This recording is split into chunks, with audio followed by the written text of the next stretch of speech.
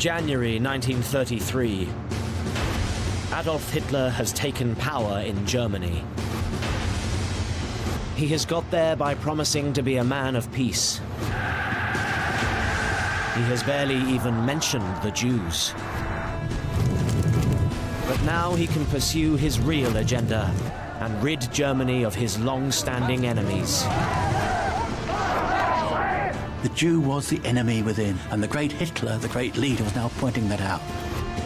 But not all Germans are behind him.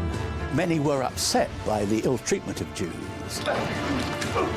So he must find a way of capturing their minds to turn them to his way of thinking. This is the story of how Hitler and the Nazis bend an entire people to his will and groom them into participating in the most evil regime in history.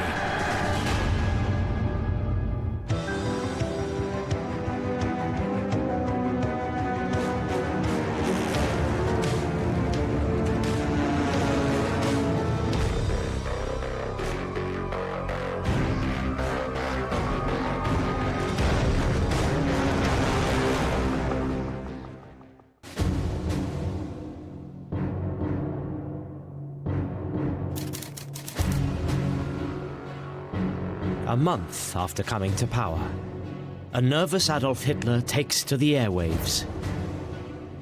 It is his first ever radio address to the German people.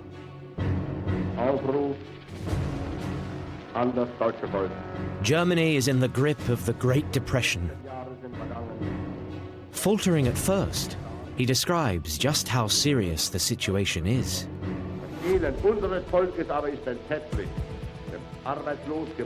The misery of our people is horrible to behold. Millions are unemployed and starving. Hitler explains that the task ahead is massive. Germany is suffering from the most severe crisis in the standard of living it has experienced in the entire history of the country. There are hundreds of thousands of people homeless. Some third of the workforce is unemployed, and the knock-on effects of that in terms of poor food, family conditions, work conditions, all suffer. There is clearly a need to come up with some kind of big bang solution to unemployment. Hitler had won power by promising to make the economy his priority. The Nazi slogan was Brot und Arbeit, bread and work, basic things that the Germans had grown accustomed not to having, they promised to restore. The task with which we are faced is the hardest which has fallen to German statesmen within the memory of man. He signs off by asking the people to give him 4 years to achieve his goals. He said, look, we will do what we've promised, but we need time to do so. So please give us Geduld, be patient. But what many German people don't realize is that economics is not what really concerns Hitler. He has long-standing ambitions, which he fails to mention in his speech. Ideological obsessions dating back to his experiences in World War I and the 1920s, expressed through his writings in Mein Kampf. First and foremost, he wants to rid Germany of the Jews. He built the party on rabid anti-Semitism. He sees them as a global, malevolent force with no sense of nationhood, who are to blame for Germany's crisis. This great Jewish plot to take over the world, and we Germans are suffering from that. It's an international movement, but we in Germany, because of our grim conditions post-war, we are the victims. So our way forward is to get rid of the Jew. Within weeks of taking power, rather than tackle unemployment, Hitler targets the Jews.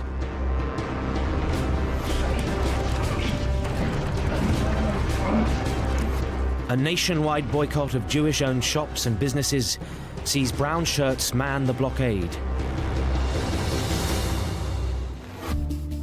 But it doesn't go well. The reaction of the majority of Germans is not as expected. They keep going to Jewish-owned shops. The German people simply aren't interested in Hitler's brand of anti-Semitism. A report from an American diplomat in Leipzig summarizes the effect of the boycott, describing it as unpopular with the working classes and the educated circles of the middle classes.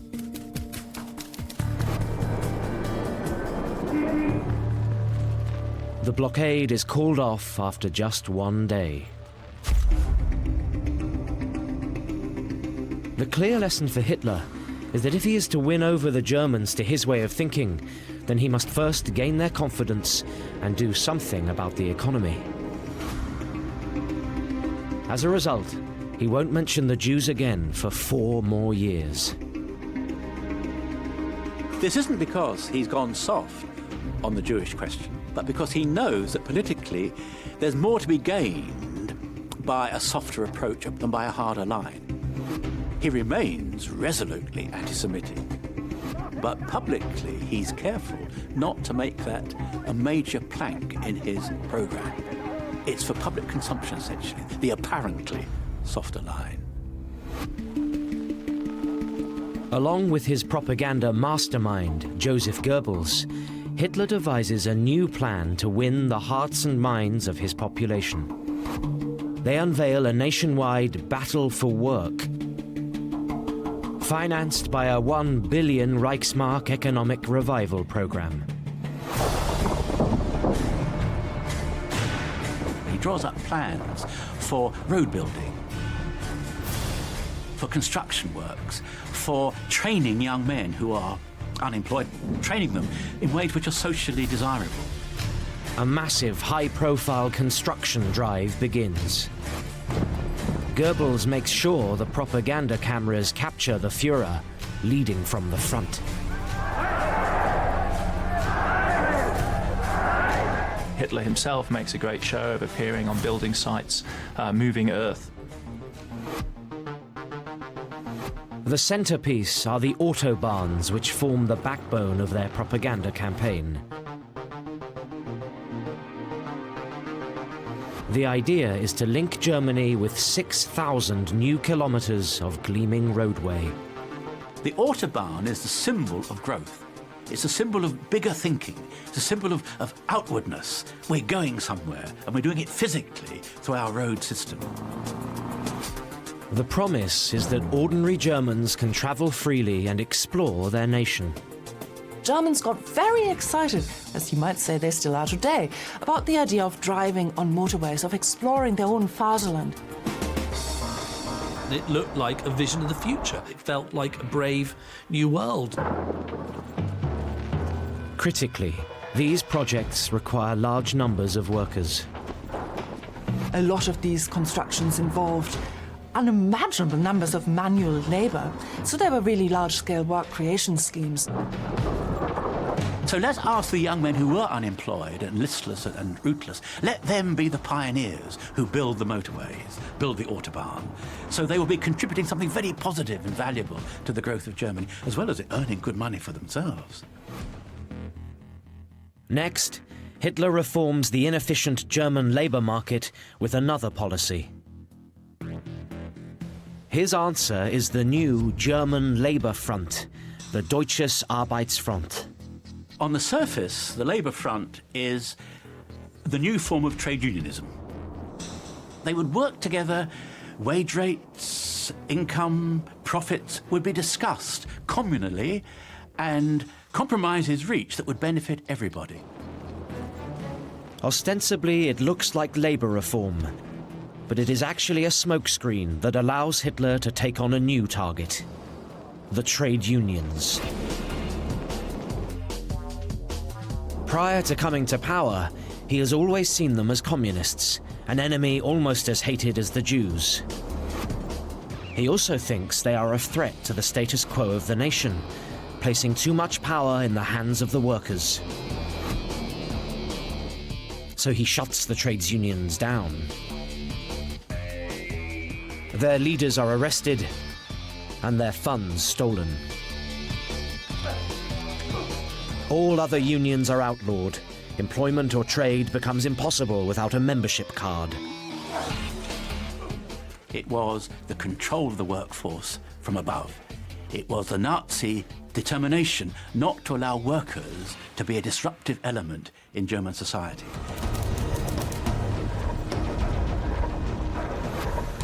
A year in, Hitler's regime is going to plan. He is seen as a man of action, selflessly dedicated to getting the nation working again. He is offering a modern, exciting vision of the future, and is successfully steering Germany out of a crisis. Unemployment is in sharp decline, down to 4 million from 6 million. But the economic program is just the first phase. The next step is to take the message of Nazism into every aspect of people's lives. Hitler realizes that if he is to push through his own agenda, he must first capture their hearts and minds. Hitler's belief in accomplishing this is unwavering. Hitler had such a strength of will. He said to one friend, "You will see, we will do the impossible, we will work wonders, we will accomplish miracles." His faith in what his Nazi party can achieve is equally unshakable. Only the Nazi Party has sufficient drive, purpose, understanding, and belief in itself to make this a reality. So he sets about a bold new keynote policy. Its name is the Volksgemeinschaft, the People's Community. A social engineering project of epic proportions. Its goal is simple: to tie everybody into believing in Nazism and accepting its values. Volksgemeinschaft is the notion of a special people in a special nation. Very powerful notion that Germany was special, and the Volk defined that special quality. The Volk, therefore, was the term used to describe the German people at their best.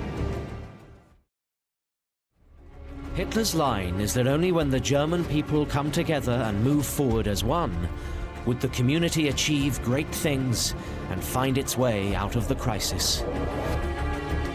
The national community finding its divinely ordained destiny was one of Hitler's favorite phrases. It's there in all of his speeches. It's repeated endlessly by other key orators such as Goebbels. That emotional sense of coming together, of sharing a communal spirit, of being united by the exciting zeitgeist of a new era, but also sharing the sacrifices, standing together in solidarity in hard times is part of this community spirit that the Nazis are so effective at mobilizing and celebrating. At the head of the community is the Führer, tirelessly dedicating himself to the needs of the German people. The Volksgemeinschaft is designed to be modern, exciting, and fun, a celebration of Germany's greatness. New national days like the Day of Solidarity and the Führer's birthday create the sense of an uplifting national community. They bring people together in celebration. Critical to the Volksgemeinschaft idea is that it takes the message of Nazism into all areas of German life, even to the dinner tables of Germany. For example, there was the one-pot stew Sunday. The idea was that people would not eat meat on Sundays. Traditionally, on Sunday, you would have a roast. But instead, they would donate the money that was saved to a public scheme, a welfare scheme to help the poor. And then there would be get-togethers where people would eat together a one-pot stew without meat. The Sunday meal is no longer a family affair, but a part of a wider communal effort for the German cause. The idea that families weren't simply units individually, they were part of a greater community. And that individuals took their worth, not from their individuality, but from their collective membership, or their membership of the collective. To help foster the Volksgemeinschaft, the Nazi Party permeates all levels of society. National Socialism infiltrates all kinds of areas of daily life, whether it's in voluntary organizations or in professional life. People came into contact with representatives of National Socialism. Nazism now becomes present at every stage of a German's life. Youngsters in particular are targeted to make them subscribe to the vision. What Nazism tried to do was try to become the political wing of the German people as a whole. And if you're going to do that, you're not necessarily going to convince the older generation. But what you can do is start absorbing the younger generation into your movement. So if everything you do is through or for the party, then you will become a good little Nazi. So what's the best way of doing that is don't have a Boy Scout movement, have a Hitler Youth movement. Abolishing, while he did it, similar rival youth organisations like the Boy Scouts and various Catholic and Protestant religious clubs and groups. They all were put together into a Hitler Youth for boys and young men and a Bund Deutsche Mädchen, a League of German Girls for young women. Central to the sense of communal identity are uniforms. Uniforms are a fantastic vehicle for bringing people together as a group, for giving them that sense of belonging to a special community. These new Nazi organizations are fun. For the first time, youngsters can explore their fatherland and taste adventure. Weddings were Nazified too. Newlyweds receive a copy of Mein Kampf on their marriage day.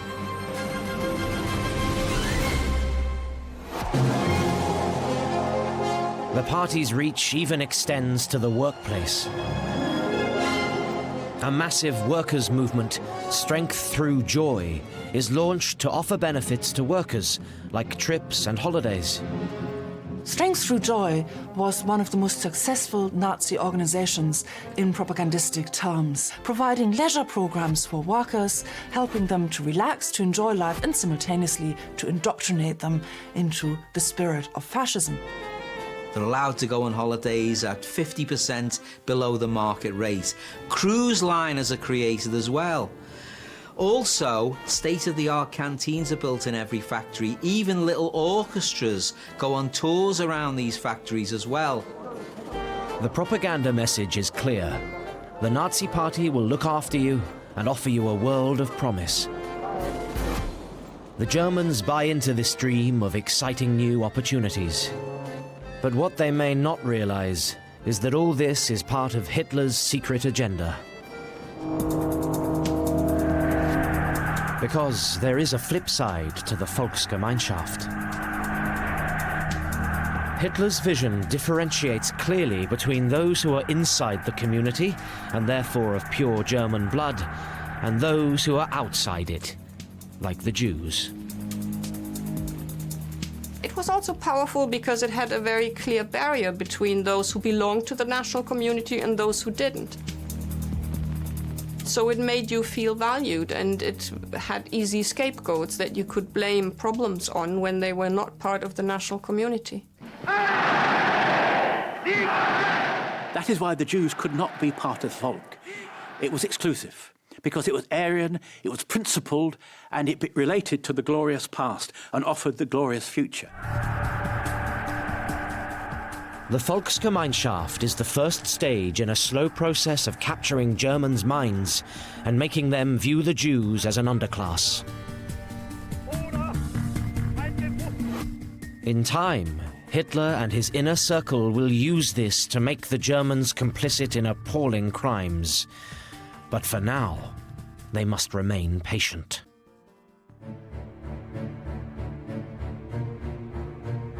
After a year in office, things are looking good for Adolf Hitler. He is turning around the economy, creating an exciting new social model for Germany, and opening up the country via the autobahns. Above all, he is getting Germans working again. and unemployment falls by 33%. So this is something that he can trumpet towards his supporters and say, look, I fulfilled one aspect of my programme, unemployment is going down. The official line is that unemployment is down due to flagship schemes like the Autobahns. In fact, another force is at work. Many of the new jobs are down to something else. Hitler is secretly preparing for war. Starting in 1933, the Nazi regime spends huge amounts of cash on weapons. 35 billion Reichsmarks. It dwarfs all other forms of public spending, including all the work creation schemes. It fits into another part of Hitler's real agenda. In his mind, war with Russia is not only unavoidable, it is necessary. Ever since the days of Mein Kampf, it is Hitler's profound conviction that communism is a threat to the world. He regards it as part of an international Jewish plot, and he thinks an armed showdown with Russia is inevitable. Hitler's ambition, or his expectation, if not ambition, is that at some point there'll be a war. The Soviet Union will have to be faced down militarily at some point. Our first duty is to rearm, to make the nation strong through military means. Rearmament will also allow him to realize another of his aspirations conceived years earlier. The idea of Lebensraum, or living space, which he believes is essential for the German nation to grow. Lebensraum is the idea of living space, that Germany really has too high a density of population. There are too many people occupying too small a space, and therefore that's restricting Germany's economic development, especially in industry, but mostly in agriculture. For Hitler, territorial space will solve the nation's economic problems and help feed his people. And he believes the land he needs can be seized from those he views as inferior. From Poland on, Europe was Slav, and the East is Slav, therefore we have the entitlement to take it over. So Lebensraum, living space, which we Germans need, will be found most prominently in the East. As a superior people, they could take land occupied by inferior people. The problem that Hitler faces is that any talk of going to war to win land is appalling to most Germans. He has been elected as a man of peace who promised not to go to war. Memories of the horrors of World War I are still fresh in people's minds. 2.4 million of their countrymen were killed. Hundreds of thousands were wounded.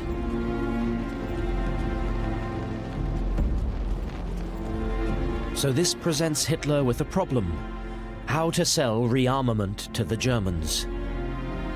He comes up with a justification. It's not about preparing for war, it's about the restoration of German pride. So this is a great program. It's not suffering, fellow Germans. It is an advance towards our providential destiny, the greatness, the restoration of the greatness of Germany. Rearmament, Hitler says, is an antidote to the humiliation of the Treaty of Versailles. Signed by the Allies in 1919, the Versailles Treaty is when the Allies made Germany pay for World War I.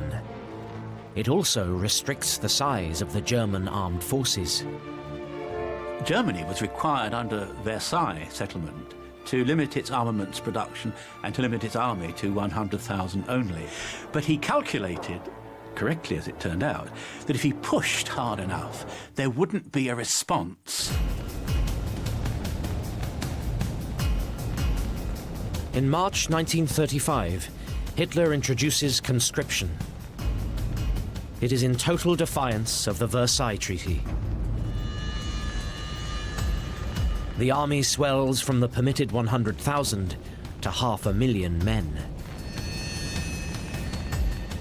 He's allowed to get away with it, and that gives him more and more confidence. So rearmament is a great way of Hitler pushing the boundaries forward. Publicly, he continues to reassure the people that he doesn't want war. He is rearming for the preservation of peace. In a speech on the 16th of March 1935, he makes this promise crystal clear.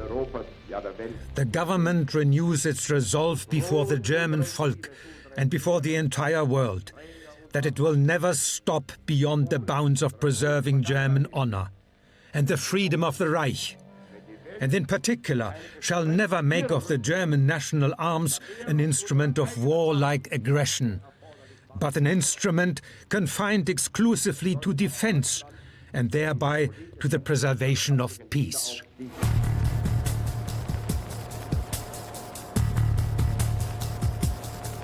However, rearmament does have unexpected results. It costs a fortune and diverts resources from the German population towards the military. Wages are low, and Germans are made to work longer and harder than ever before. All this takes the shine off the carefully constructed dream of a national community that fulfills everyone's aspirations. Hardship, in a sense, can be enriching or ennobling, is the Nazi line. Don't see hardship as the enemy. But of course, beyond a certain point, if you're asking people to go without, there has to be some reward for it eventually. Hitler charges propaganda minister Joseph Goebbels with keeping in touch with popular opinion. He does this by sending out secret agents to eavesdrop on conversations and to prepare reports. It's the only effective polling data available in a totalitarian state. What he learns is alarming. The privations they were undergoing were beginning to bite. These are unpopular, they cause a lot of muttering in queues, in shops, and gives rise to considerable anxiety on the part of the Nazi regime. Despite this huge effort to win hearts and minds, it is clear that popular support is fragile. Goebbels and Hitler must find another way to bring the people behind the Nazis. So they come up with a plan to harness dissent and unite Germans against a common enemy. They will blame the economic hardship on the Jews. The scapegoat notion, the identifiable enemy within, does distract from the internal economic problems, the unemployment problems, which still persist. And if they are to blame for the crisis in the first place, this is simply justice. This is not retribution, this is justice. The Jews have been given what they genuinely deserve. Nuremberg, 1935. The annual Nazi Party rally. A massive propaganda spectacle held every year. Nuremberg is important.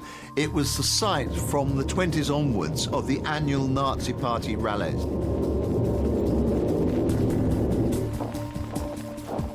But as the pageant unfolds, behind the scenes, there's a last-minute rewrite of the rally's keynote speech. Hitler is desperate to show the party that he's got something big to deliver. And originally it's going to be on foreign policy, but that gets pulled. And a new policy is drawn up. Instead, this new policy is a raft of anti-Semitic laws.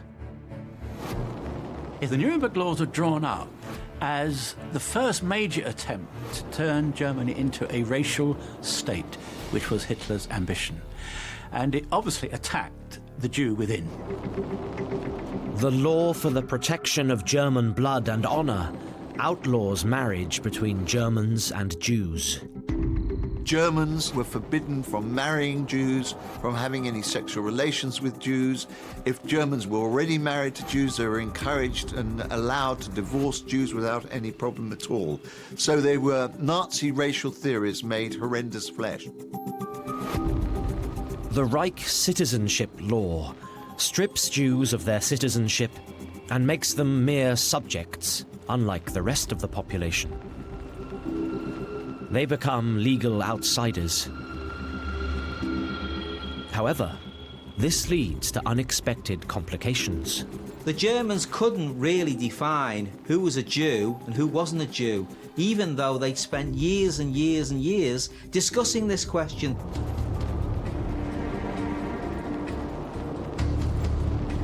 So new legislation is drawn up to sort out the confusion and define who exactly is a German and who is a Jew in the eyes of the law. It laid down that anybody with 3 grandparents who were Jewish was by definition a Jew, and therefore not entitled to full citizenship, not entitled to employment rights, not entitled to legal rights, not entitled to education. To be a full Jew has grave consequences, but even Germans with only 1 or 2 Jewish grandparents, known as Mischlinge or mongrels, also fall foul of the law. It's the first clear defining mark of the impossibility of being Jewish and being German. Faced with this sudden loss of rights, some Mischlinge defend themselves, while other Germans show their support. Various organizations came into being after the Nuremberg race laws were brought in, largely to defend those Jews who were only just Jews, if one could put it that way, the Mischlinge. An association of non-Aryan Christians is formed. At one point, it has 80,000 members. So there's an attempt made to provide protection for Jews. It's the first attempt, really, in Nazi Germany for a non-Jewish organization to present itself as in some way protective. At this stage, the Nazis tolerate this opposition. Eventually, they will phase it out, because Hitler's laws are accepted by the majority of Germans. They are starting to believe that the Jews are to blame, and the purity of the German folk comes before the rights of the Jews.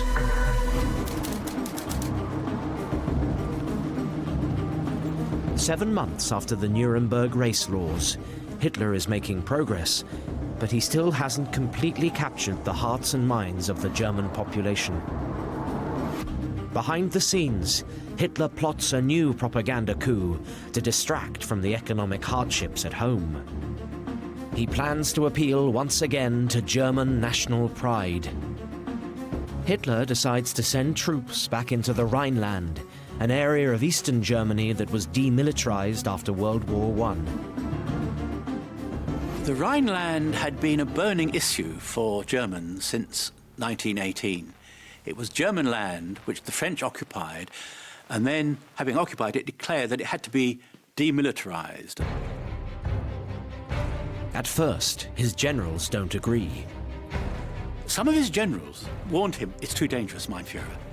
The French will react, and the British might join them in the reaction. He grew very angry at this, and he said, I expect National Socialist troops to be on the offensive, not the defensive. He overrules them and takes a massive gamble. In March 1936, he sends German troops into the Rhineland, breaching the terms of the Versailles Treaty once again. And it worked. The Rhine is occupied, happens in a couple of days. The French protest, but they make no move to resist. The risk comes off. It's a great coup. It makes him a hero in the eyes of his people.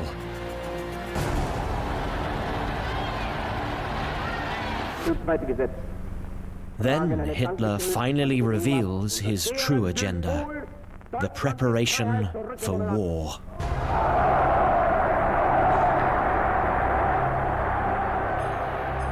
He states, The German economy must be fit for war in 4 years. It begins with a very public program of grand schemes, including permanent defensive fortifications and showpiece military buildings. A program of domestic manufacture of essential war materials also begins. These include rubber, oil, and textiles.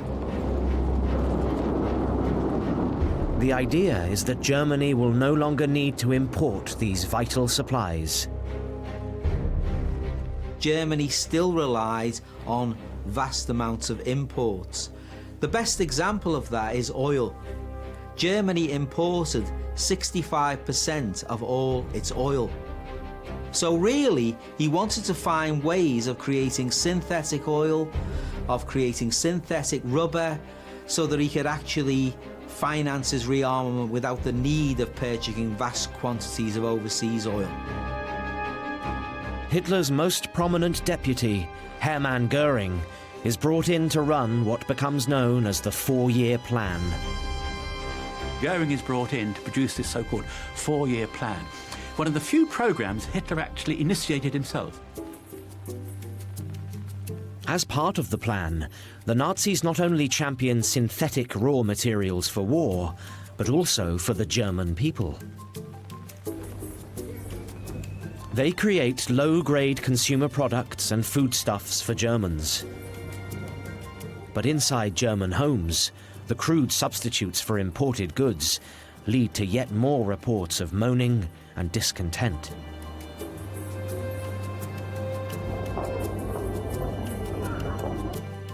However, on the surface, the propaganda image is one of accessible consumer goods. Not least the motor car. And Hitler gives his people a shiny new goal to aspire to. He champions the Volkswagen, or people's car. The Strength Through Joy car produced by a Nazi organization. The prospectuses for it were everywhere, and people had these lovely little savings tins that were very brightly colored with pictures of happy families driving around a pretty picturesque German countryside in these new cars. Very inspiring, very uplifting. The notion that you could have a motor car and you could choose to go out under your own steam, your own choice. We take that so for granted, but for Germans in the 30s, what an ambition to have your own car. Hitler even sketches the concept for the Volkswagen himself and commissions automotive designer Ferdinand Porsche to make it a reality.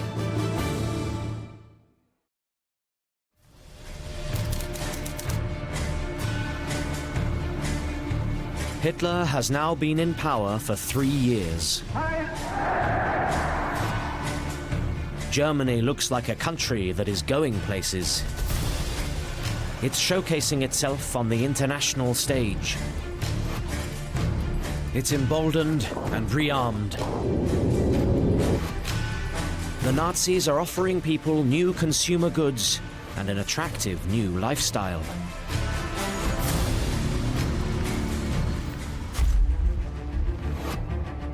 But behind the scenes, the country is on the verge of an economic crisis. Recovery and rearmament have required huge quantities of imports. The nation has always been short of foreign currency to pay for these imported goods. The problem of paying for imports with scarce foreign exchange never leaves the Third Reich. It's a recurring nightmare. At one stage, the foreign currency reserves are down to crisis levels, with just enough for a week's worth of imports.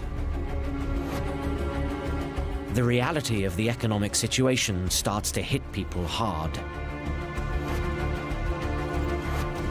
Food becomes expensive, and there are shortages of clothing and household goods. Few can ever hope to afford the much-vaunted people's car or the other sweeteners trumpeted by the Nazi propaganda machine. There was a real fear by 1937 that German workers were becoming disgruntled through the relative decline in their wages. They weren't getting what they'd been expected to receive, and they weren't getting what they'd been promised. However, one thing saves Hitler and his party. World events come to their aid. In 1937, international trade starts to pick up. The global economy recovers over the next 12 months. It's a worldwide phenomenon. The economy in Europe picks up, and Germany, along with other countries, begins to feel the benefits in employment terms of the pickup. That's the luck that Hitler and the Nazis have. For Hitler's inner circle, it's a huge relief. They have turned the corner. From the brink of collapse, it begins to look like the plan is working. Germany's coffers start to refill.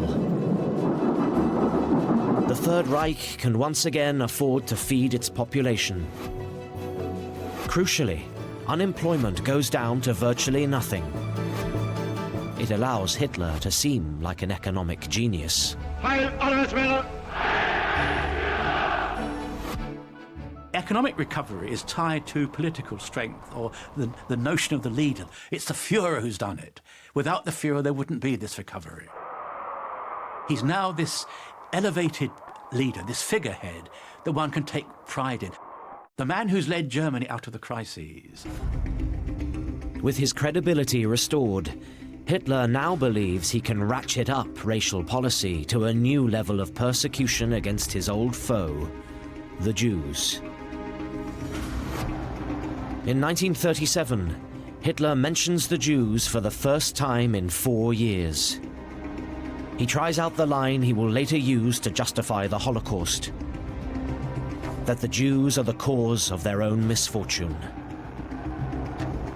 He openly attacked Jewry as the cause of German difficulties, and he implies very strongly the Jews have a recompense facing them, given that they are trying to destroy the attempts of the new German movement, the new Nazi movement, to better Germany, to improve Germany, to elevate Germany.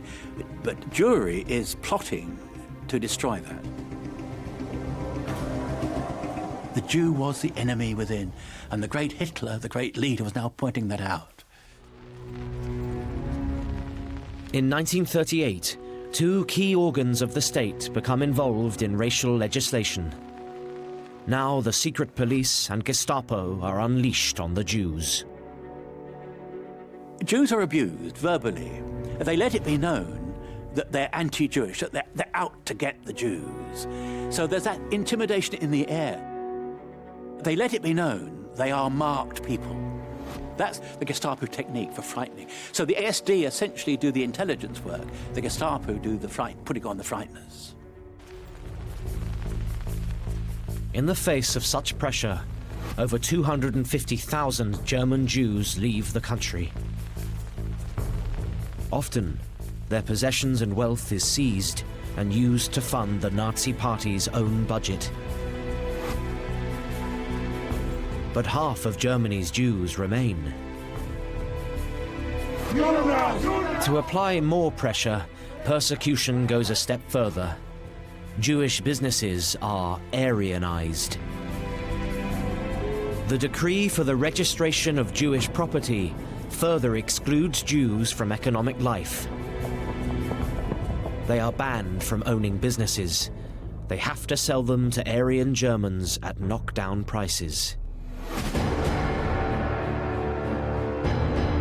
Then, Goebbels plots a new course of action that will take all this a stage further.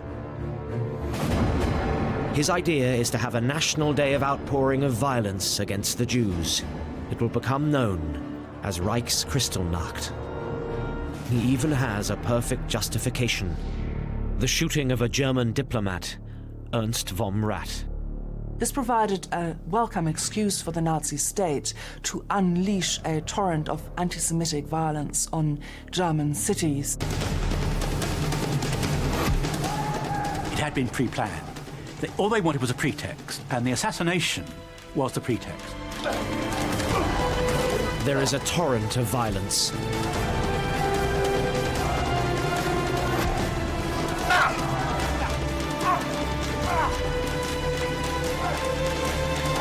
The Nazis attack Jewish properties and businesses.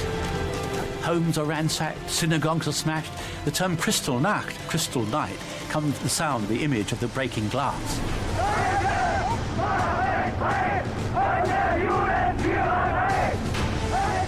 Crowds, urged on by the SS, wrecked German shops and smashed the plate glass in store windows and attacked and brutalized and beat up Jews.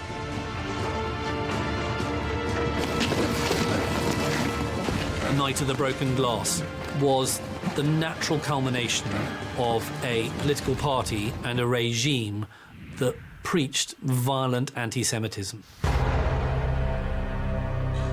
1,000 synagogues are burnt. 7,000 businesses destroyed. 91 Jews killed.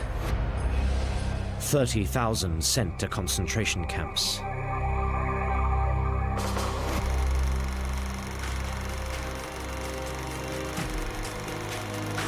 To cap it all, Goebbels' propaganda peddles the line that the Jews brought it all upon themselves. Kristallnacht is blamed on the Jews. And it said that people rose up in their anger against the Jews and attacked them. And that's the way Goebbels put it in his propaganda. It was a popular movement of the people. We know, of course, it would work the other way. By the end of 1938, from a Nazi perspective, their policies are a success. Hitler has won the people's hearts and minds, and he has groomed them to his way of thinking. For the first time, the Germans can see what Hitler's anti-Semitism really means, and they are starting to embrace it.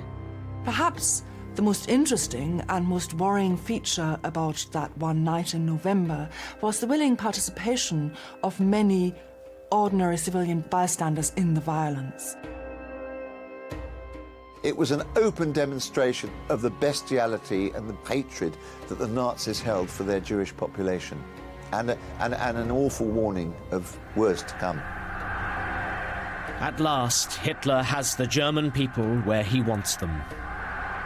So there's a sense that this is a new dawn, a new age that provides exciting new opportunities for a lot of people who are very happy to go along with the violence that accompanies all of this.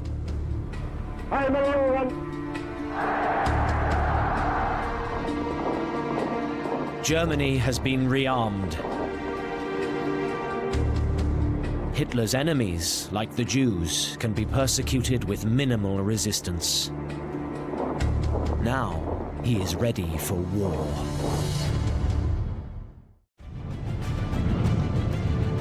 Adolf Hitler has risen to power pretending to be a man of peace. He tells his people he can make Germany great again, without war. But behind the scenes, he's locked in a fierce battle with his generals. They believe he's hell-bent on a suicidal war of territorial expansion. Some are even plotting to kill him.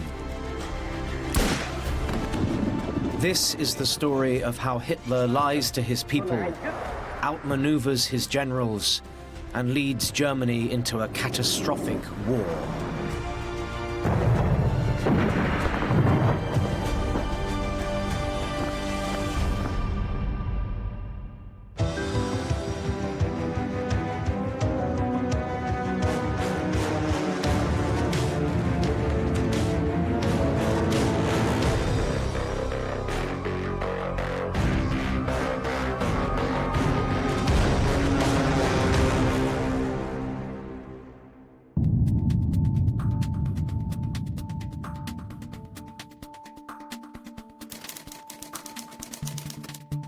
On a bleak winter's day in late 1937, Adolf Hitler summons Germany's military leaders to a meeting at his headquarters.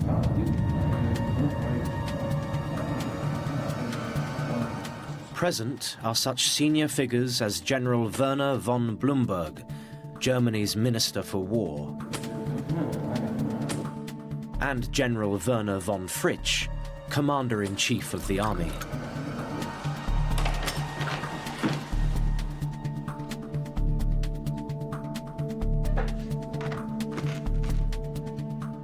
They think this is going to be a routine meeting. But Hitler shocks them at the beginning of the meeting by explaining to them that what he's about to tell them should be considered his last will and testament.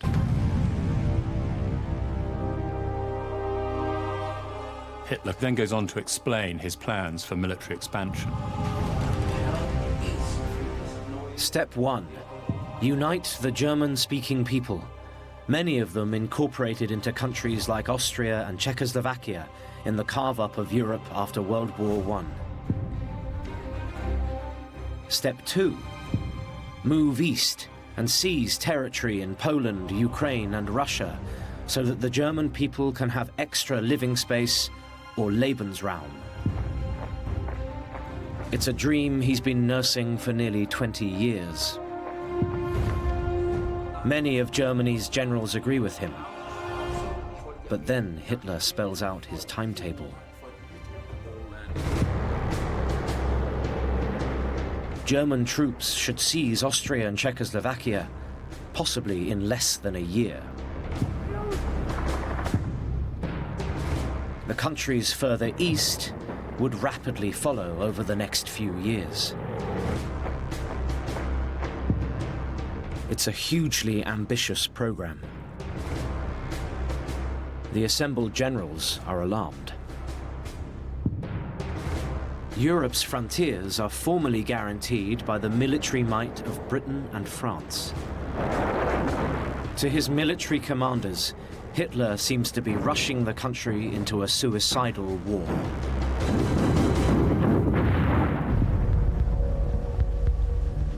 And when they leave the meeting, there is considerable distrust and disquiet. What really worried them was that they didn't believe that the German army, that the German armed forces at that stage in late 1937, early 1938, were ready for war. Indeed, they thought that they were woefully unprepared. And it was decided that one or two of them at least should make their views known to Hitler.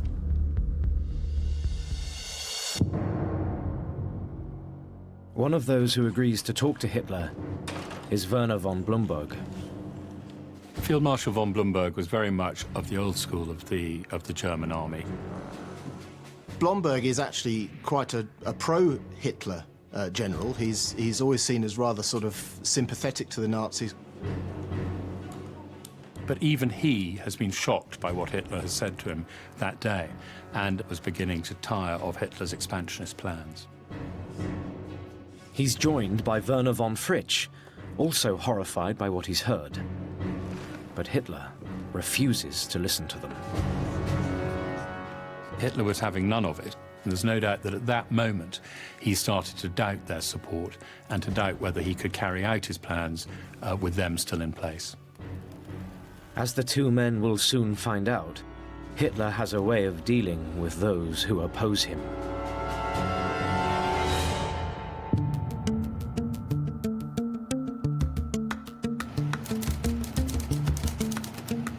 In the Berlin offices of the Gestapo, an agent combs through the police files. His target is not communists or dissidents. It's von Blomberg.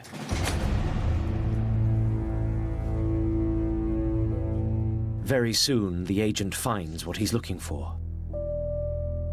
The file on Werner von Blomberg shows the general has a dark secret. He's recently remarried.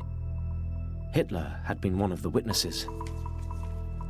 She was considerably younger than him, and it's clear that at some stage he was smitten, he fell in love, and he decided that he wanted to marry her. She was only 25 years old. But Blomberg's new wife has a secret and colourful past. She was not only a former prostitute, but had also posed for some pornographic pictures in her past. The file reveals that she has been a regular fixture at Berlin's sleazy nightclubs and bars. She's a totally unsuitable wife for a senior military figure. The file is sent to Hitler.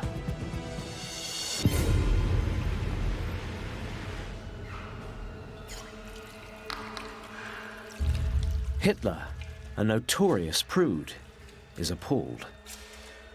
There was an anecdote going round Berlin at the time that Hitler was washing almost compulsively because he had shaken this lady's hands. But at the same time, it chimed very neatly with Hitler's desire to get rid of von Blumberg, to do away with some of the opposition to his military plans, which he now had in place. Blumberg is summoned to a meeting and offered a choice. Resign, or his wife's past will be made public. As Hitler had hoped, he chooses to resign. Days later, Werner von Fritsch is also summoned to a meeting with the Führer. A file has mysteriously surfaced, suggesting Fritsch has had a homosexual liaison. Homosexuality to the Nazis was something that was absolutely abhorrent. And for Hitler personally, who was tremendously homophobic, it was utterly beyond the pale. Fritsch, too, is forced to resign.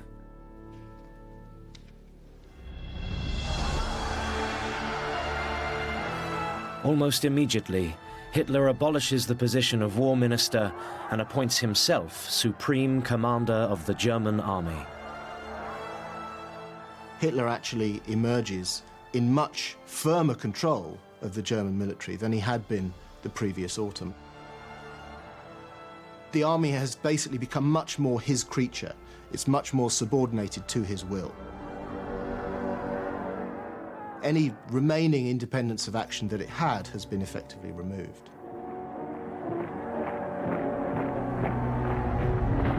Yet Hitler faces an obstacle.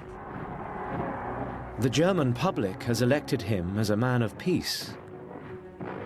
How can he fulfill his expansionist plans, seize new territory, and still keep his promise to them?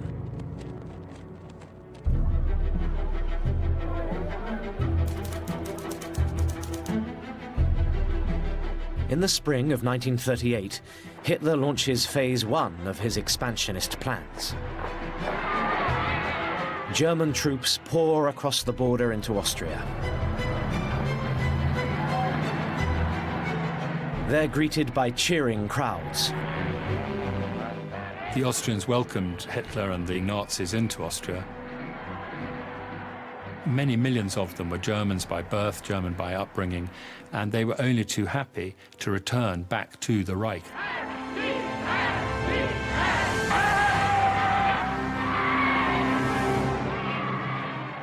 Within days, Hitler arrives in Vienna to claim Austria for his new Greater Germany.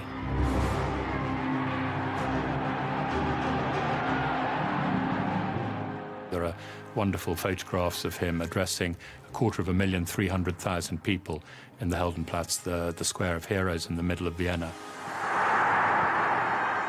Annexing Austria, even peacefully, is a blatant breach of all international agreements. Yet Britain and France do nothing. Hitler has judged the situation very skillfully. He's gambled on their reluctance to go to war, and won.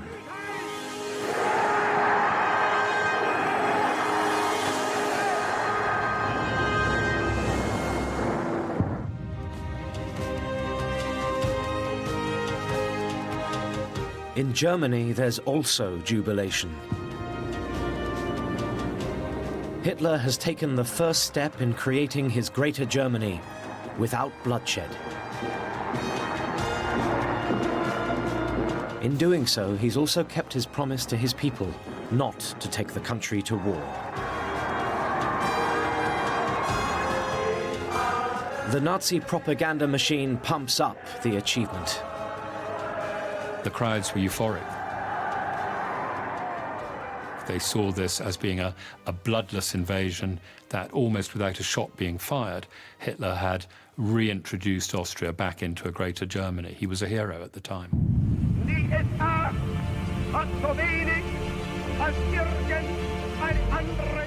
Joseph Goebbels, Hitler's propaganda minister and close confidant, speaks for many when he writes, "The Führer is wonderful, a real genius. He sits over maps for hours and broods. It's stirring when he says he wishes to live to see the greater Germanic Reich again."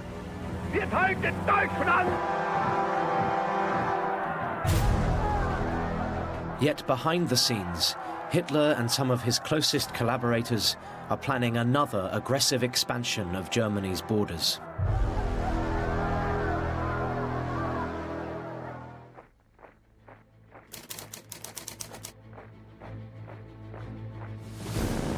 Five months after the annexation of Austria, Hitler masses troops on the border with Czechoslovakia and threatens an invasion.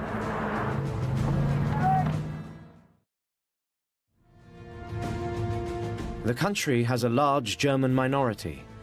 Most of them live in a border area known as the Sudetenland.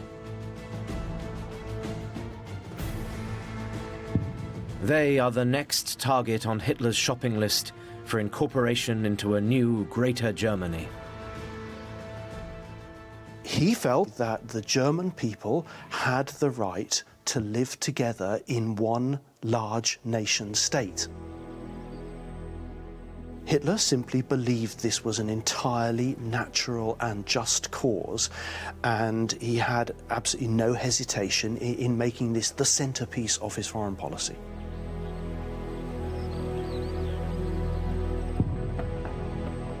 But unlike the Austrians, the Czechs aren't willing to give up territory to Germany.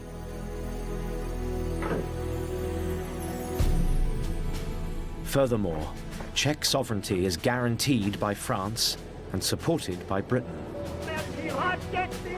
Hitler needs to somehow maintain the illusion to the German people that he's a man of peace. If there is conflict, it shouldn't be seen to be of his making. The job falls to Joseph Goebbels, Hitler's propaganda minister. The Nazi propaganda machine swings into action. Newsreels show the Sudeten Germans as a people yearning to become a part of Greater Germany. There had been a vigorous propaganda campaign beforehand to suggest that these people were persecuted in the Czech state, that they were not given equal rights, and that their legitimate popular wish to become part of Germany was being denied. Hitler was very clever at telling the world, and of course telling his own people in particular, how badly oppressed the Germans living within the Sudeten borders were, and that this was really a moral crusade for Germany. Hitler's Nazi sympathizers in the Sudetenland now secretly stir up trouble. There was a very effective grouping of Nazis, pro-Nazis, who were able to magnify any incident of oppression suffered by the Germans. It's a classic Nazi trick. Secretly provoke unrest, then make sure it gets lots of news coverage. Every newsreel carried an example of the oppression of the German people in the Sudetenland. Our people, our German brothers and sisters, are being oppressed in an appalling way in the Sudetenland. This can't be allowed to continue. We must intervene. And the anger that was built up was very effective propaganda. It's a clever spin. Hitler can now put the army on a war footing while claiming he's merely protecting a helpless, undefended German population. But despite his popularity, Hitler still feels insecure.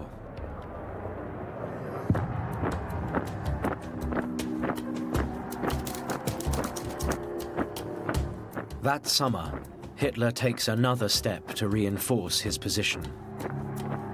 He had this fear that although the army was sworn to him by an oath of loyalty, You could never trust everybody on every occasion. What he needs is an alternative source of military power, and he knows just where to find it. The Waffen-SS is the armed paramilitary wing of the Nazi Party. The men who joined the Waffen-SS were fanatical Nazis, and they also had to meet the SS criterion. They were tall and blonde-haired and had to show that they're of pure Nordic blood for at least 3 generations. They had to swear allegiance to Adolf Hitler. They had to have their blood group tattooed on their arms. They had to have read Mein Kampf. They really had no compunction about what they did and who they killed, as long as it was followed the Nazi ideology. Ordinary Germans and ordinary German soldiers would be scared of these guys. That summer, the ranks of the Waffen-SS are rapidly expanded. New recruits pour in. In 1938, the Waffen-SS set up its own training schools. This gave them access to better equipment and better training. It also welded them together as a unique elite corps, which were fanatically devoted to Nazism and to the extermination of communists and Jews. They were special, they were separate, and they were answerable only to themselves and to the Führer, with no reference to any other authority over them. That's what gives them that fearful image. They are, in effect, Hitler's private army. His guarantee that if the army turns against him, he has an alternative source of power. It will turn out to be a wise precaution. There's already a growing revolt inside the military.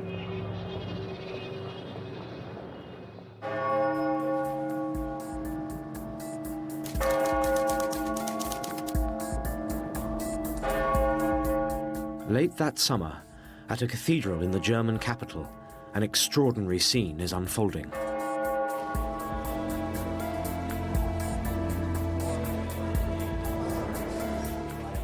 A group of military officers have come to ask the cathedral's canon to release them from their oaths of loyalty to the Führer.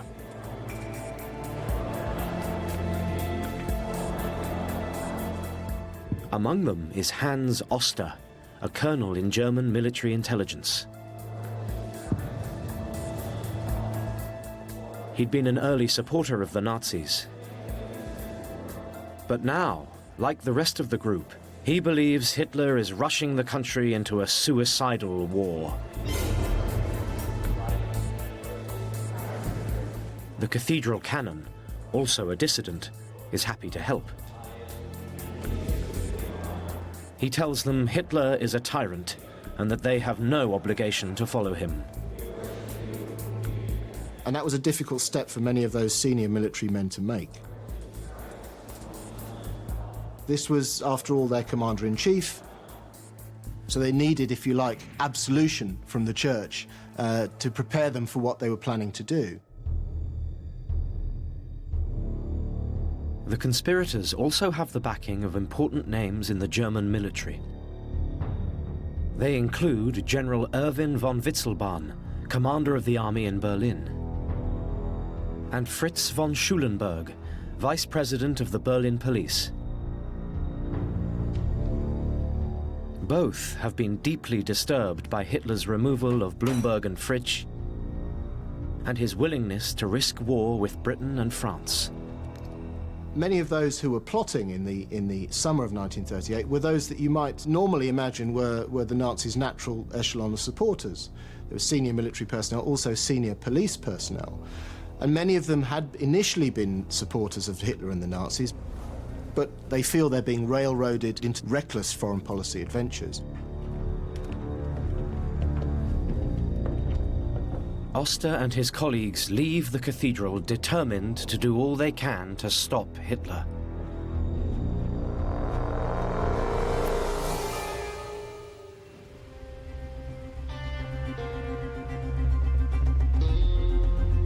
Over the next few months, the conspirators lay their plans.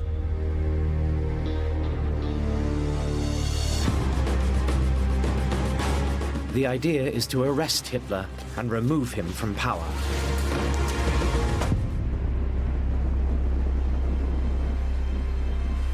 They tour Berlin, studying places where they might seize him. The big, outstanding question: when should they act?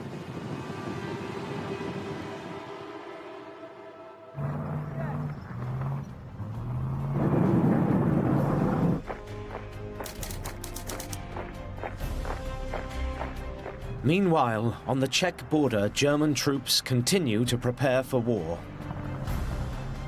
But France and Britain are still guarantors of Czech sovereignty.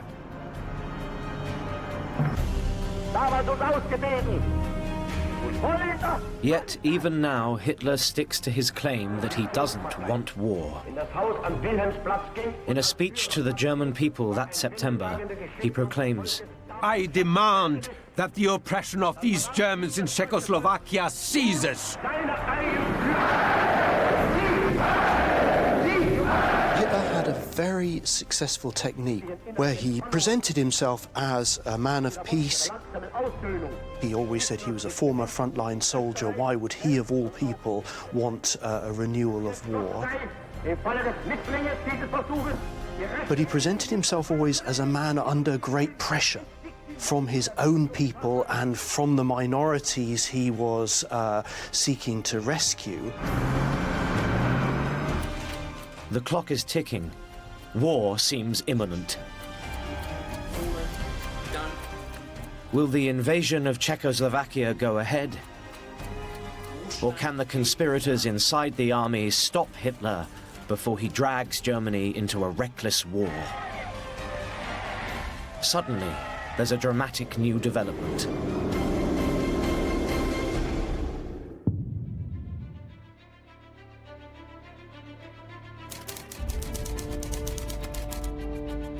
In Britain, Prime Minister Neville Chamberlain has been watching Hitler's saber rattling with alarm.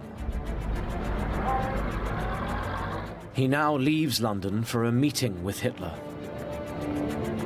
Discussion between him and me may have useful consequences.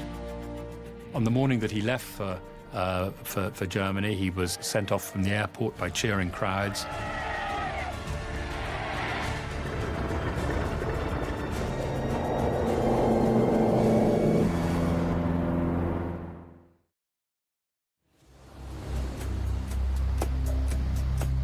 In Germany, Chamberlain is received by Hitler at the Berghof, his mountain retreat in the German Alps. Chamberlain and Hitler are very different figures. They're 20 years apart. Chamberlain is 69, Hitler is 49. Chamberlain must have cut a fairly strange figure amongst all these Germans in their Nazi uniforms, with his wing collar, his tie, his rolled-up umbrella. Chamberlain very much looks like a statesman of the old school, and of course Hitler's a very different beast indeed. It was the meeting of two cultures, the old Edwardian school of British diplomacy, represented by Chamberlain, and this new aggressive Nazi German movement. As if to symbolize the significance of the meeting, a thunderstorm breaks overhead. That day, there was a storm brewing, appropriately enough, and boy was there going to be a storm brewing that day. Chamberlain is, as many were when they first met Hitler, he's impressed by the charisma, the personality, the character of the man. And that, of course, carries Hitler a long way forward to getting what he wants. Hitler, once again, presents himself as a man of peace, simply trying to help his fellow Germans. He demands the Sudetenland be given a vote on whether it should secede from Czechoslovakia. Chamberlain appears to accept the argument and agrees to try and sell it to the French and Czech governments. But he leaves a poor impression on his German hosts. After Chamberlain had left that evening, There was much hilarity amongst the staff and the other people at the Berghof about Chamberlain. There's no doubt that the Germans felt, having met him once, that this was a man who they could get the better of.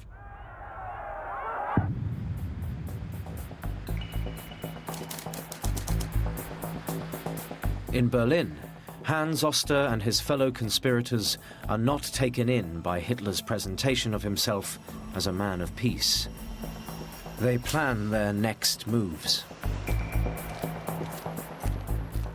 To make sure they weren't followed, they went to some quite extraordinary lengths. They used to go for walks together in the park so they could see that nobody was following them. One group of plotters even used to meet in a Berlin swimming pool so they could make sure that any potential Gestapo tail was left in the changing room. One important question remains unresolved. What to do with Hitler once he's arrested? Most favor a trial, but not everybody agrees.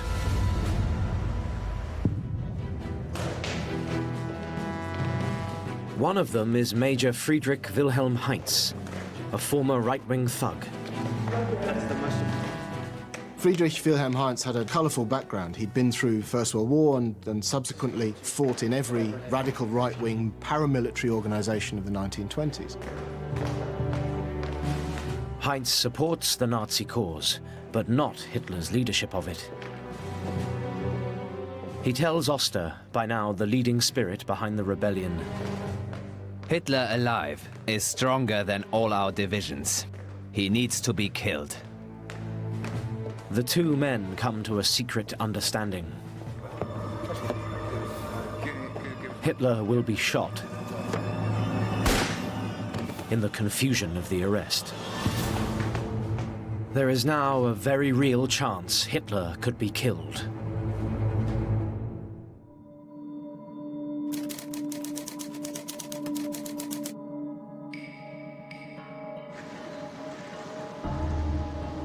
Five days after his first trip to see Hitler, Chamberlain returns to Germany.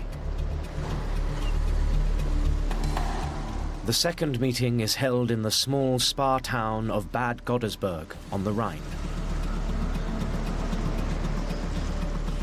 Chamberlain's hotel, the Petersburg, is on one side of the river.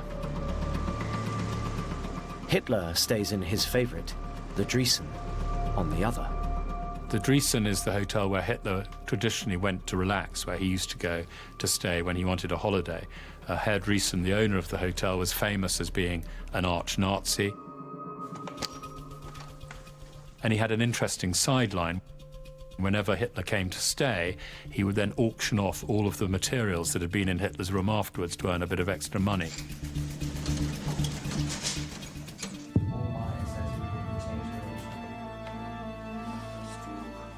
As the meeting gets underway, Chamberlain is optimistic. He tells Hitler he's got the deal he wants. Britain has persuaded the French and Czech governments to accept the German demand that the Sudetenland be given a vote on whether to become part of Germany. War can be avoided. And then, having done so, he sort of leant back in his chair as if to say, haven't I done well? And to his horror, and to the horror of the other people in the room, Hitler thumped the table and he said, no, I'm afraid the rules have changed. I'm afraid that is no longer enough. He would sort of display these incredible histrionics and theatrics, and his mouth would foam with rage. Hitler tells an astonished Chamberlain he's no longer interested in a vote. And it's at this point where he's famously called a carpet biter, because he's like a sort of a rabid dog. Hitler now tells Chamberlain the situation in the Sudetenland has deteriorated. Hundreds of fellow Germans are being killed almost daily. Forget the vote. He will invade unless the Czechs hand over the Sudetenland to Germany immediately. And at that point, Chamberlain, literally, his mouth just drops open. And he sits up, and he's absolutely shocked by what Hitler said. Because it means that they haven't just gone back to square one, they've gone back to the square before that. At that stage, things look very bad indeed.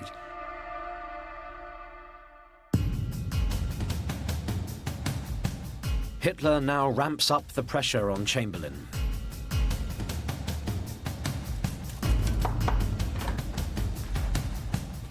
A carefully orchestrated stream of messengers come and go. A courier comes in and presents, with a great flourish, a piece of paper to Hitler.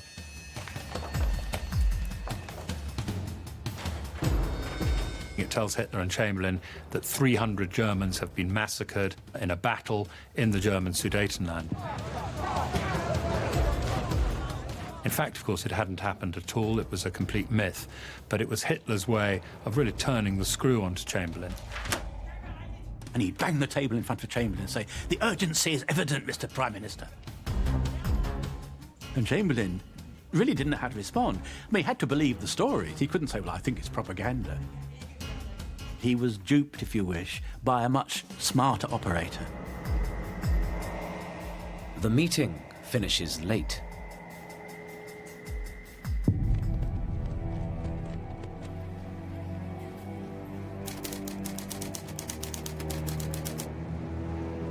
Chamberlain returns home deeply disturbed. He's facing a monumental choice. He has to persuade the world that Hitler has a legitimate right to walk into the Sudetenland or take Britain to war.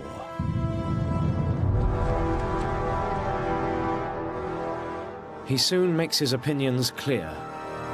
He tells the House of Commons, in a now infamous phrase, Hitler's threatened invasion of the Sudetenland is merely a quarrel in a faraway country between people of whom we know nothing.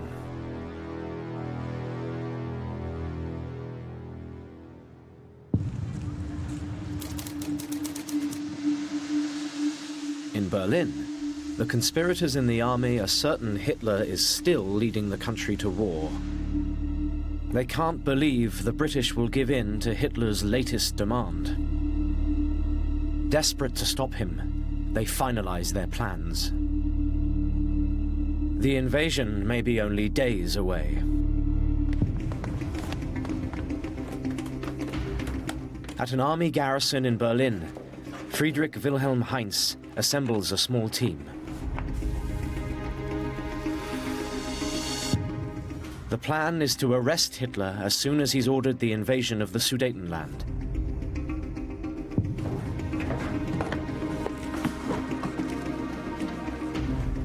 Arms, ammunition, and hand grenades are handed out.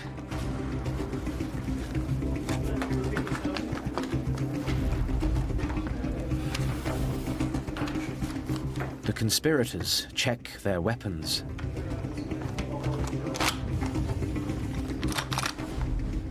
But then something happens they hadn't anticipated.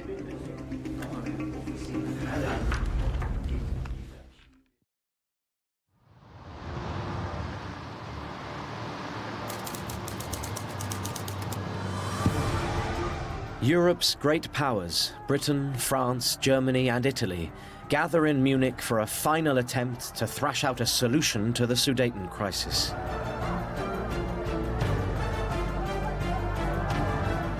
The meeting is held at the Führerbad, the enormous Nazi headquarters in Munich. The atmosphere at Munich was tense throughout.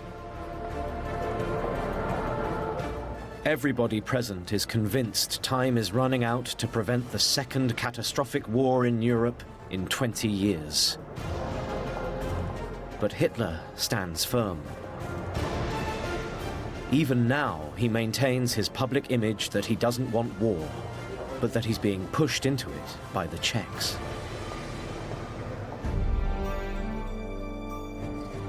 Across Germany, there's a mood of alarm that despite their faith in him, Hitler is going to break his promise. The reality was, and we know this from diary entries, that there were serious doubts, not simply among the military, but also among ordinary Germans. It wasn't openly expressed because really there wasn't an open area for that, but the anxieties are there. There's a lot of trepidation now amongst the people. They're quite frightened of coming out and saying, you know, these aims are wrong, but there is a kind of fear about a world war and what it will do for Germany. Peace in Europe hangs by a thread. Then Chamberlain offers a new, extraordinary compromise. Hitler can have the Sudetenland, provided he promises this will be the last of his territorial ambitions. Hitler immediately replies, Yes, yes. It's the last territorial demand I shall make in Europe.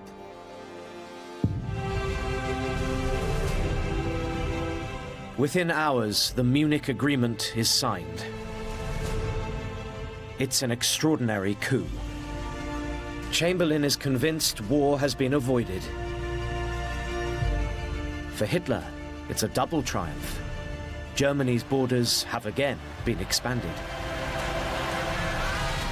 And he can continue his lie that he's a man of peace.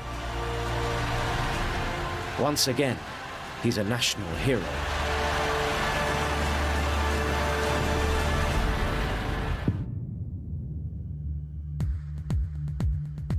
In Berlin, the secret conspiracy against Hitler collapses. Hans Oster and his colleagues burn all the evidence. With Chamberlain's climb down, they've lost heart. The leadership melts back into the army command structure.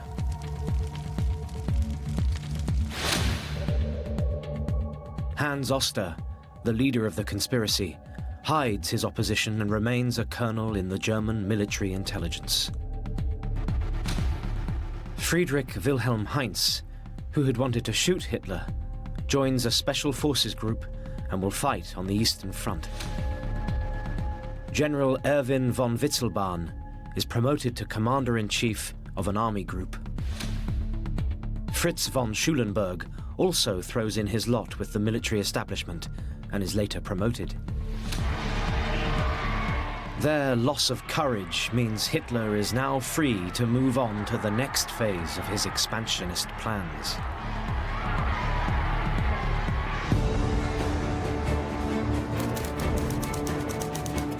Six months after signing the Munich Agreement, he tears it up. In March 1939, German troops roar straight through the Sudetenland and occupy the whole of Czechoslovakia. This is no longer merely uniting German-speaking people. This is territorial expansion.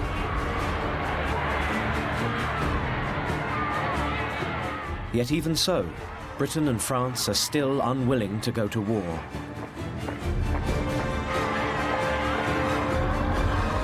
For the German people, it looks like another amazing triumph.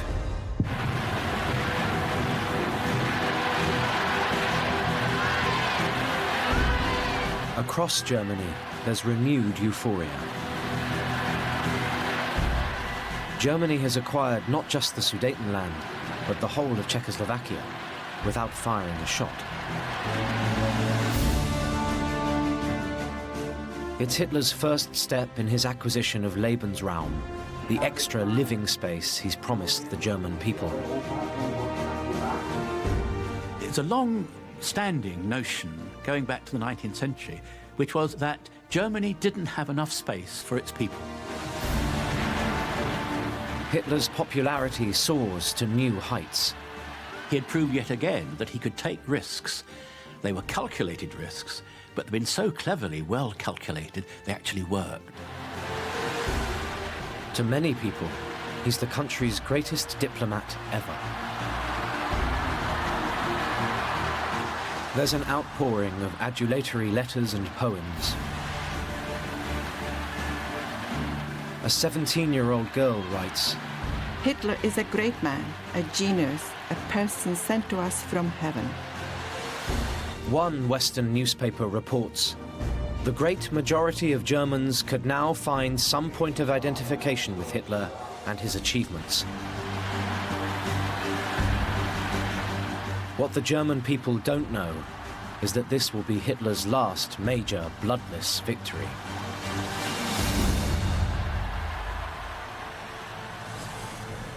The international community was outraged by it. Stalin denounced him, Chamberlain denounced him, and the French denounced him. Hitler is hell-bent on war. The only way to stop him is through a powerful military alliance. But even now, the German people have faith he won't take them to war. They're wrong.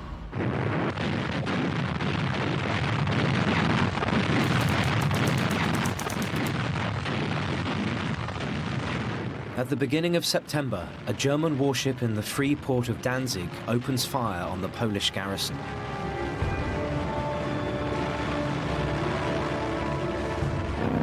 Meanwhile, German troops pour across the border into Poland. This time, Britain and France react. Both countries are signatories of a treaty guaranteeing Polish independence. They now have no choice but to come to Poland's assistance. On September the 3rd, 1939, 2 days after the German invasion, Britain and France declare war on Germany. This country is at war with Germany. What Hitler has promised will not happen has happened. World War II has begun.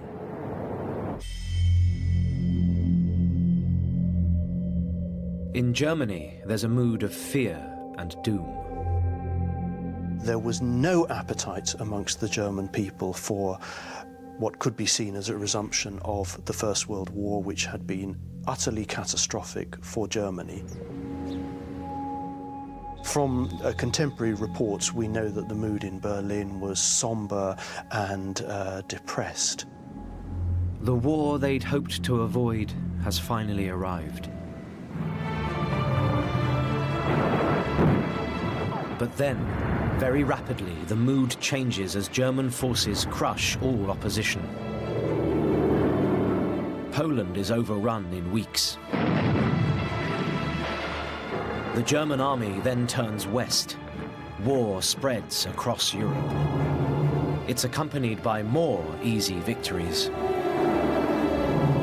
Germany occupies Denmark and Norway.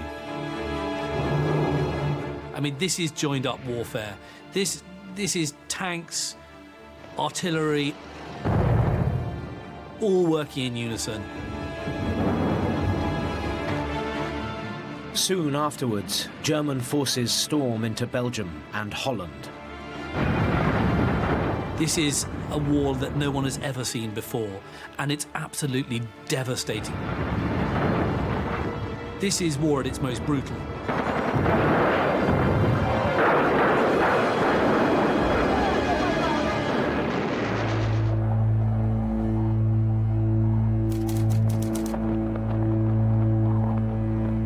By midsummer 1940, Hitler is in Paris at the head of a victorious army. He has defeated the combined forces of both Britain and France. In front of the Eiffel Tower, he proclaims, "I'm the greatest strategic genius of all time." Many Germans who had begun to doubt him start to trust Hitler again. In a matter of months, and with minimal losses, Germany has overrun Europe. Hitler may not have kept his promise to avoid war, but at least it's been a brief one. He's grabbed more territory than the Germans had won in the entire course of World War I.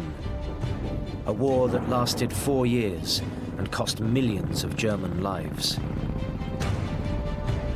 He tells his senior military commanders, No one has achieved what I have achieved. I've led the German people to a great height. The idea of Hitler's military brilliance spreads across the world. National leaders in Europe and Asia rally to his support.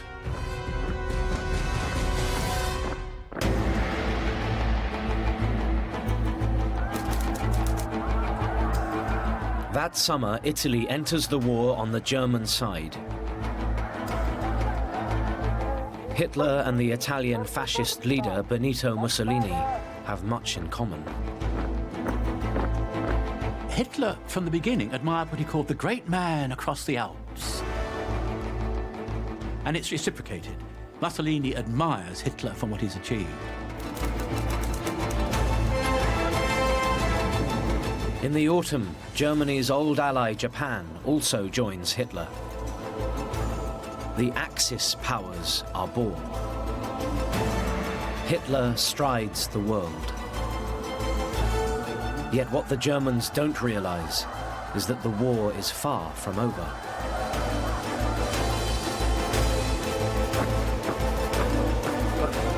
The devastation is only just beginning.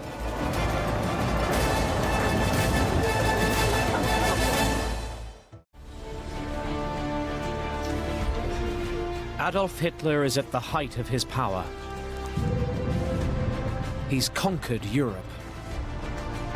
For millions of Germans, he's the greatest military and strategic genius of all time.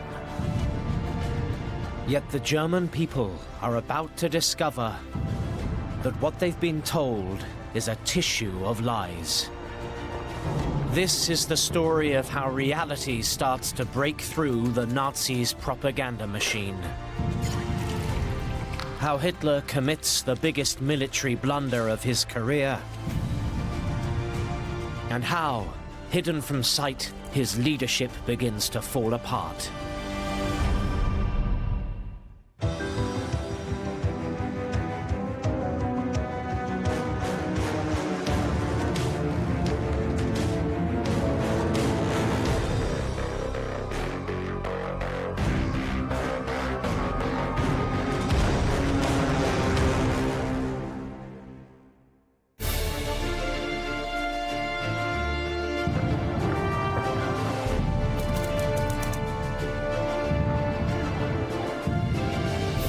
Months after the start of the war, and Adolf Hitler appears to stride the world.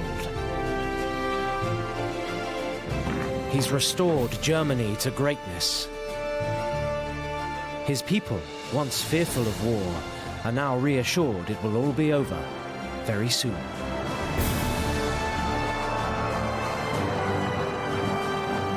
He's seen as a great war leader who seems to be delivering all the victories without the significant suffering that people still remember from World War I. Behind him, the German people believe, stands a brilliant and united Nazi Party leadership. But then, that facade begins to crack.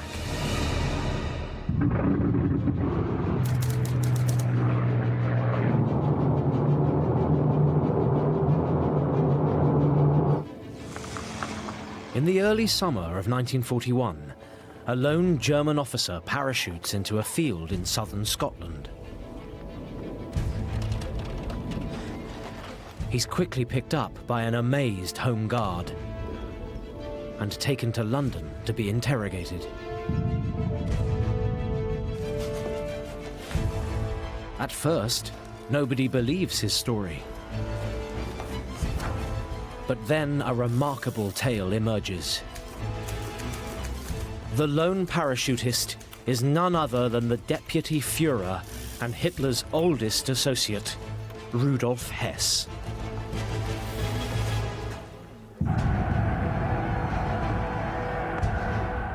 Rudolf Hess has been a leading figure in the Nazi Party since the 1920s. He's been Hitler's personal secretary throughout all of that period. So here was a man who was a big part of the Nazi machine, very well known, very famous throughout Germany. puzzle. What's he doing alone in Britain?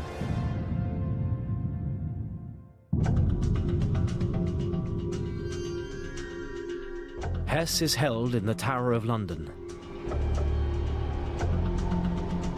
As the interrogation continues, he tells British agents he's come on a secret, one-man mission to negotiate peace with Britain. The British are astonished. There's a sort of general sense of, well, what on earth is going on in the British establishment? It just appears increasingly as a sort of a lunatic mission. But then a much more revealing story emerges. Hess's private mission is not really about peace at all. His main concern is that amidst the jockeying for power inside the Nazi leadership, he's losing his position as Hitler's closest confidant and ally. He imagined that if he could pull off this diplomatic coup, it would sort of restore his own image, his own importance in the Nazi hierarchy. It's a crazy idea. But critically, it's the first public sign that the Nazi leadership, far from being united, is a seething mass of rivalry and infighting. It revealed really there was something rotten at the top of the Nazi party.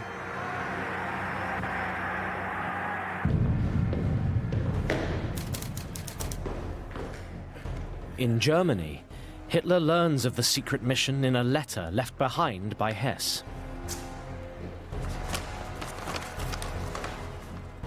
He's absolutely furious. He calls for his aides and his adjutants and shouts and screams.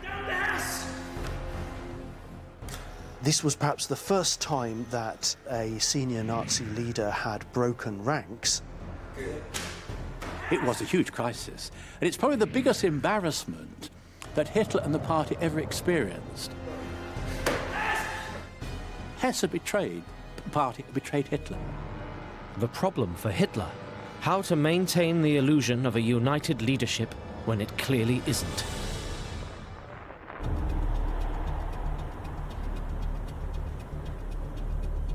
The task of spinning the story to the German public falls to Joseph Goebbels, Hitler's propaganda minister.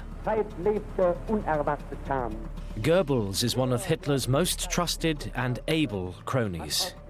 If there's a problem, Goebbels will be very good at fixing it. If there's a problem, Goebbels will be very good at representing it. If there's a problem, Goebbels will be the man to go to. Since the outbreak of war, from his propaganda ministry in Berlin, Goebbels has exercised total control over the German media.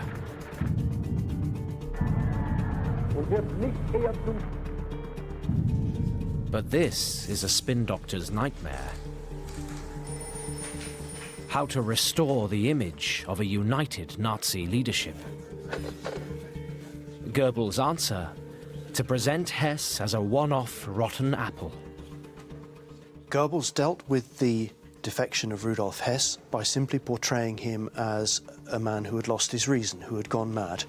Under the pressure of work, and his commitments had broken under the strain, effectively.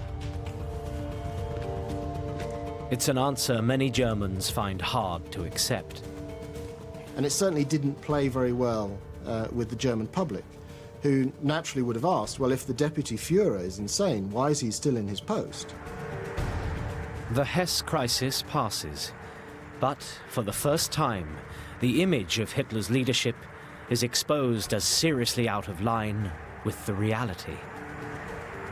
That gap is about to get much bigger.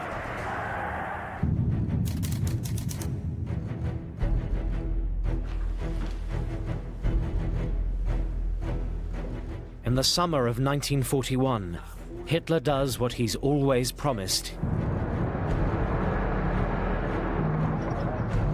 He invades Russia.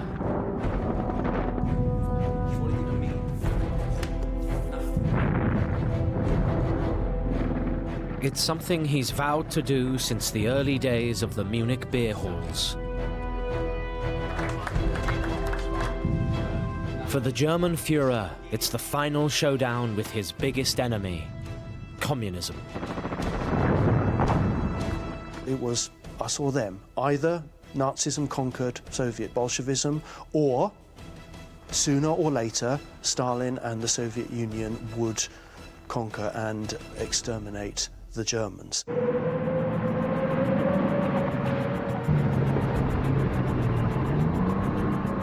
As German troops storm across Russia, Hitler is also fulfilling something else he wrote about in Mein Kampf 16 years earlier.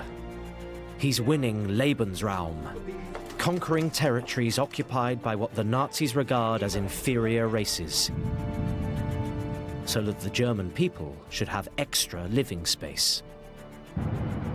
Space had to be found, not in the West, that was closed, but in the East, the Slav East, that area made up of human beings who were barely human and therefore deserved no special compassion.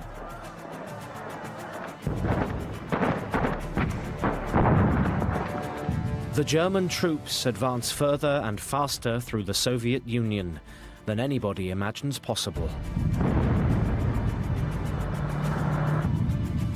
Within weeks, they penetrate hundreds of miles into Soviet territory. The Red Army crumbles. They take over 1.5 million Soviet prisoners of war. It looks like Hitler is going to win the war. Operation Barbarossa, as it's known, seems to be an extraordinary success.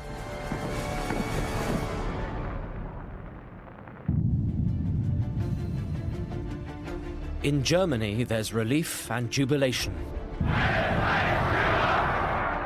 Hitler's position as a great leader, briefly undermined by the Hesse affair, is restored. To the German people, it looks as though the Führer is delivering the short war he's always promised. Communism will be defeated in weeks. And in the autumn of 1941, Hitler gives a speech. He says Russia is destroyed and it will never rise again. He thinks he's won the war.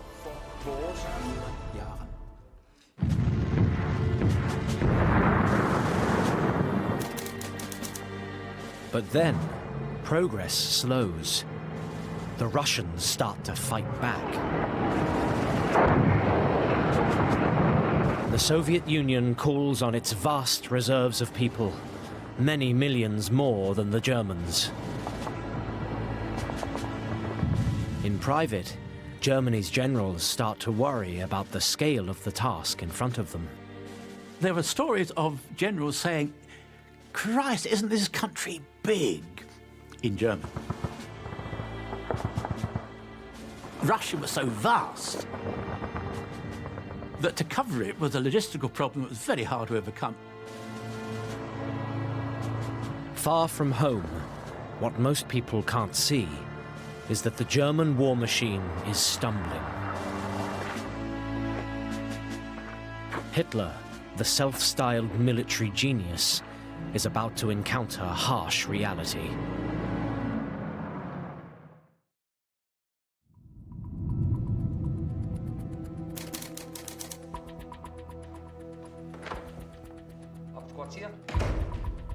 At the German High Command, Hitler's generals plan their next move in the war against the Soviet Union. Many are now seriously alarmed by the task in front of them. But Hitler won't listen. Instead, he calls them daily, demanding they keep pushing forward.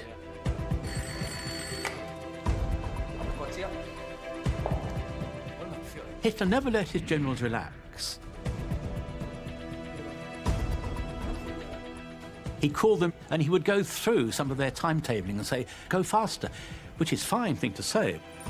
But you can't make tanks and lorries and personnel move at a speed other than what is allowed by the logistics of it. Hitler's generals do what they can. But then something happens over which they have no control.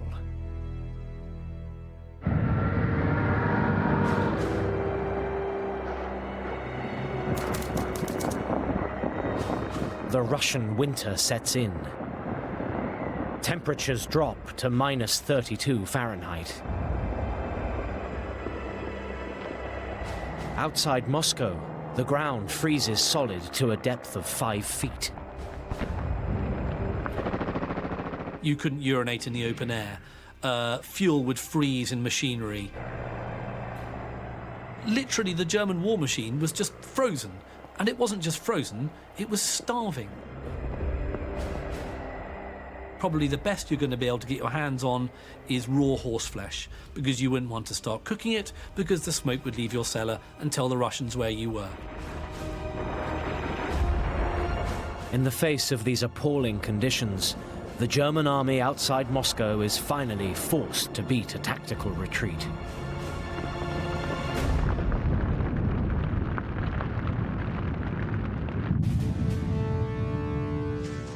For Hitler, it's a serious setback.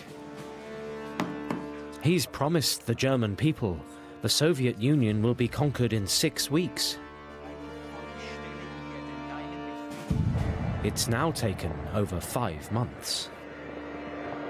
How can he keep his promise of a quick war when the reality is so different?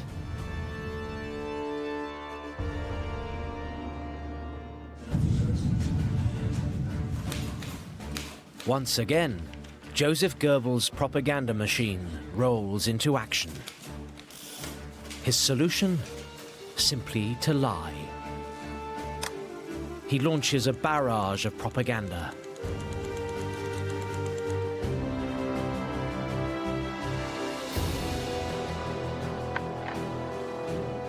Newsreels show German soldiers enjoying the snow and routing a Russian rabble.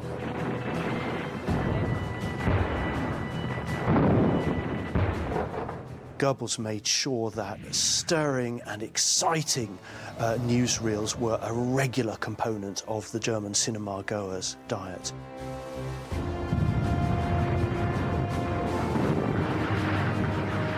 He had propaganda companies in action, literally, with the frontline troops. And he constantly urged his propaganda crews to get as far forward as possible,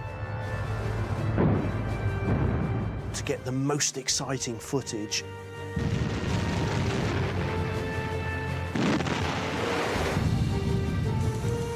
Hitler, far from misjudging the war with the Soviet Union, is presented as a great military and strategic genius.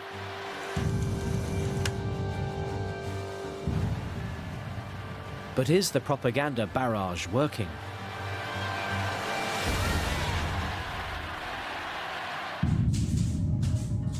Goebbels has a well-developed system for finding out.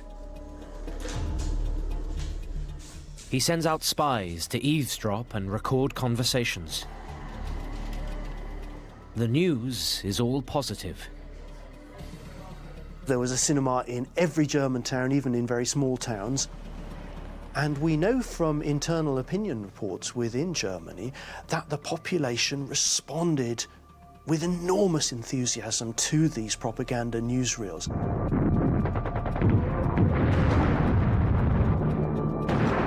They could hardly believe the exciting, dramatic scenes of German military success.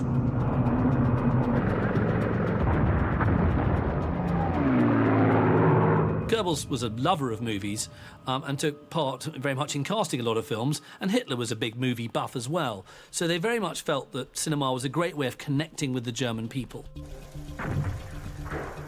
Goebbels has excelled himself.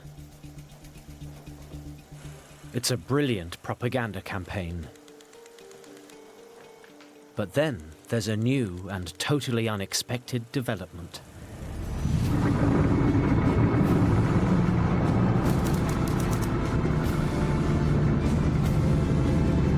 Without warning, Japanese planes bomb the US Pacific Fleet at Pearl Harbor in Hawaii.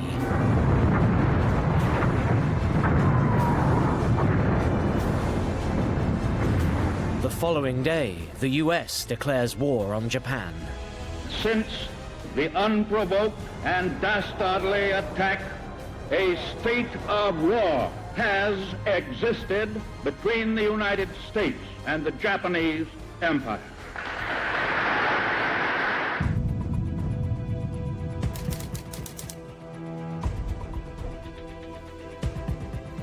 For Hitler, it's a critical moment. Japan is an ally. Should he let the Japanese and Americans fight it out? Or should he side with his Japanese friends? It's a momentous decision, yet Hitler ponders it alone.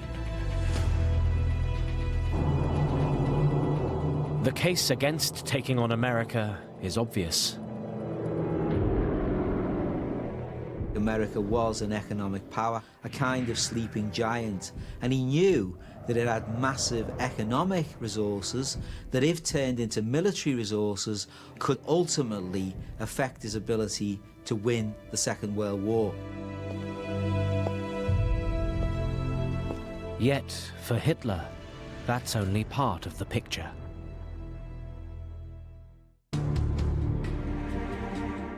As he turns the situation over in his mind, the case for supporting Japan is also strong.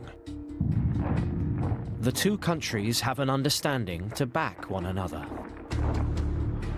There's a good chance Japanese forces will tie down America in the Pacific and prevent her supporting Britain on the Western Front. But above all, Hitler believes the Americans lack what the Germans have: the stomach for a fight. Hitler viewed America with complete contempt as a mongrel racial melting pot which was full of Hispanics and Jews and was racially worthless. He thought the Americans were a feat, that they'd accept terms that would leave Germany in control of Europe and leave Japan in control of the Pacific. Finally, after only the briefest consultation, Hitler makes his decision.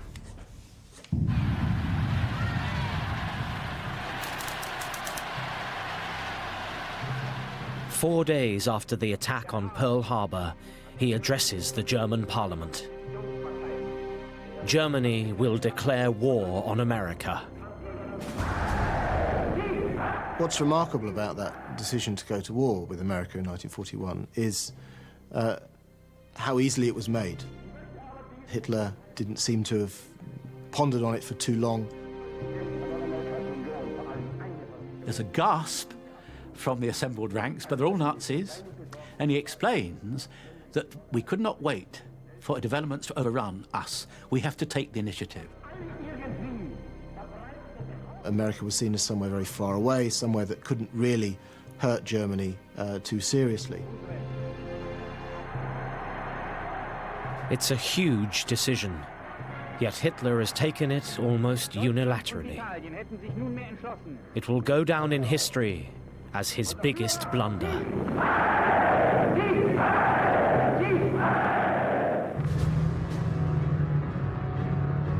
German forces, already bogged down in Russia, now face the most powerful country in the world. Germany is about to be hit by a series of ferocious hammer blows that will shatter Hitler's image as a great war leader and transform the war.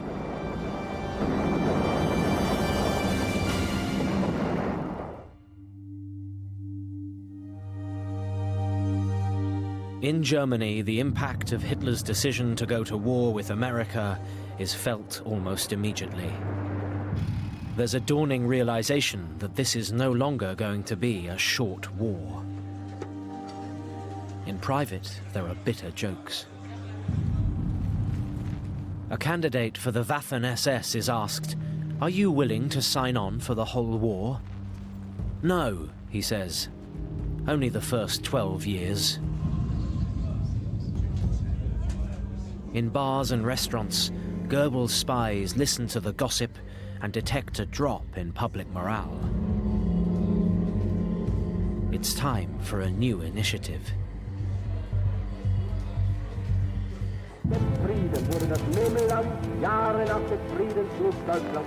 In early December, in a speech to Nazi Party regional officials, Hitler makes a new promise. He sees himself as the great military leader. This is the remarkable thing about the Führer, that it's not just a domestic leader. He is the great Napoleon. He's Frederick the Great. He's Caesar. Hitler argues that victory is at hand. It will still be a short war, and it will be followed by a glorious future in which Germany will grow rich on the land and labor of the occupied territories of the East. He wants to be seen as the man who knows what best serves German interests militarily. And at first, it looks as though Hitler's prediction is coming true.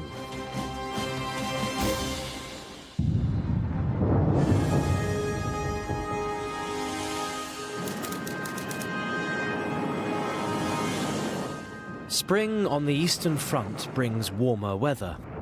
The German Sixth Army goes back on the offensive.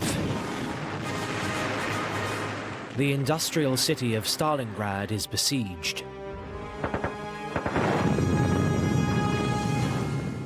The Soviet defenders are corralled in a tiny strip of land along the river Volga.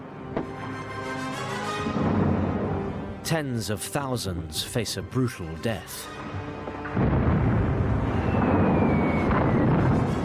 Stalingrad is the most brutal type of fighting. No one would be the same after Stalingrad. Urban warfare is uniquely messy, and Stalingrad was a uniquely messy form of that type of warfare.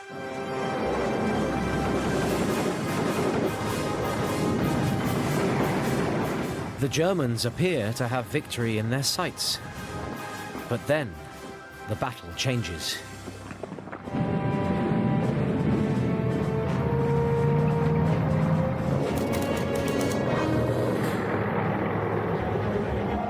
In a brilliant series of flanking moves, the Russians smash through the German lines from the north and south. They meet to the west of the city, completely encircling the Germans.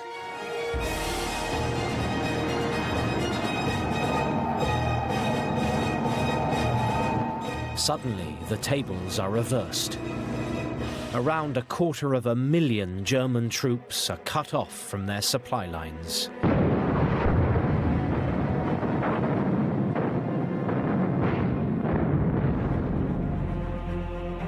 The German forces soon run low on everything, from ammunition to food.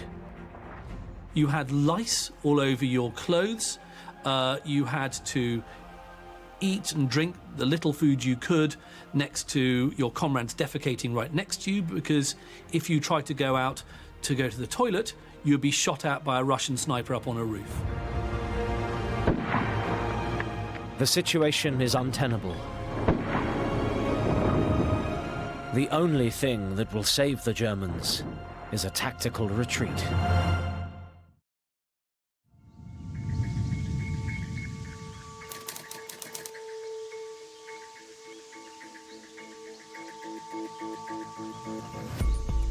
Hitler, by now, has moved his headquarters to a huge complex of bunkers in eastern Poland. The Wolf's Lair, as it's known, is Hitler's new base, over 400 miles from the military command in Berlin. Here, far from the sight of the German people, Hitler holds a crisis meeting. Most of his senior military leaders call for a strategic withdrawal.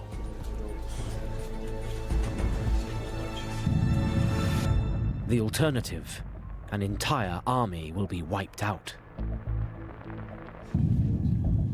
But Hitler takes another unilateral decision. The Germans will stand and fight to the last man.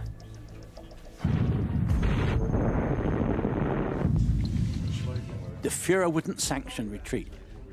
Good Nazis, the Wehrmacht doesn't retreat. It wins by going forward. Very good idea. He believes in staying at your post and dying if you have to, but you do not retreat. Absurd strategically, absurd militarily. To Hitler's generals, this can only spell disaster. But one man sees an opportunity.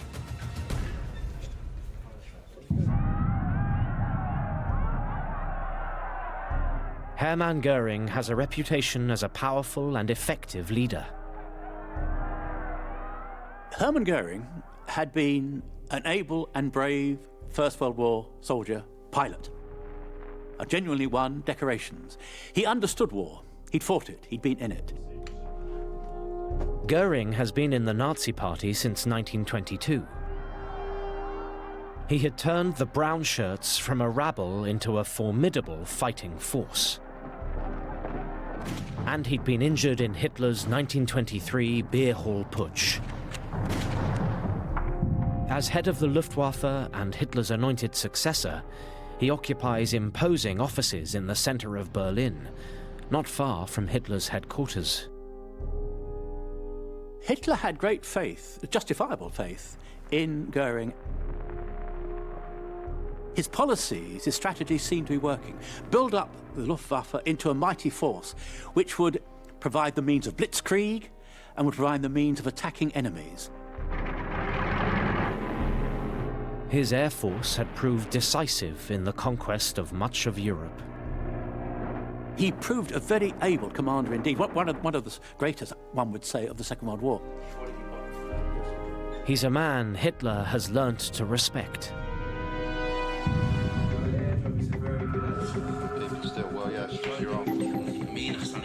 Goering now backs Hitler's refusal to sanction a retreat from Stalingrad.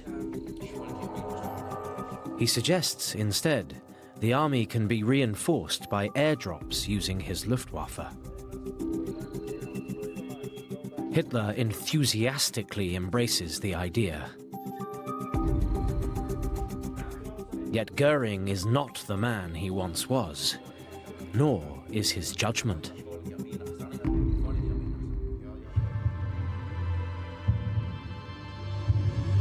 The man the German people believe is a mighty commander is in fact a drug addict.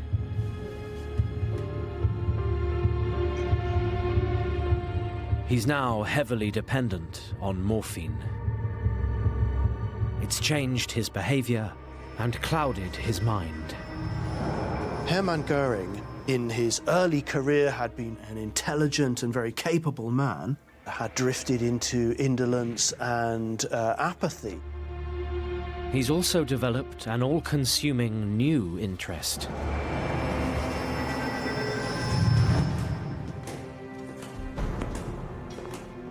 Looted artifacts from across Europe have been pouring into Germany. In every country the Nazis occupied, their armed forces were rapidly followed by teams tasked with a mission to bring back to Germany cultural artifacts. These ranged from literary manuscripts through to paintings and sculptures. At the heart of this operation is Goering.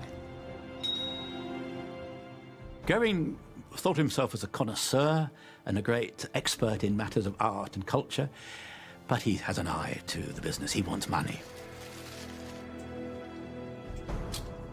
He would draw up an order for the kind of paintings that he'd like to have brought to him at his country estate. The me part of Goering is fascinating. By 1942, he's amassed a huge collection of stolen artworks. He has something like 1,200 precious objects and paintings in his personal possession. Goering is not alone in his passion for self-enrichment. There's hardly an official in Germany who doesn't dabble in this great project. It's on a massive scale, which is why it couldn't be controlled, because everybody had a skeleton in the cupboard. Goering's preoccupation with drugs and art mean he's no longer an effective commander or a good judge of the military situation.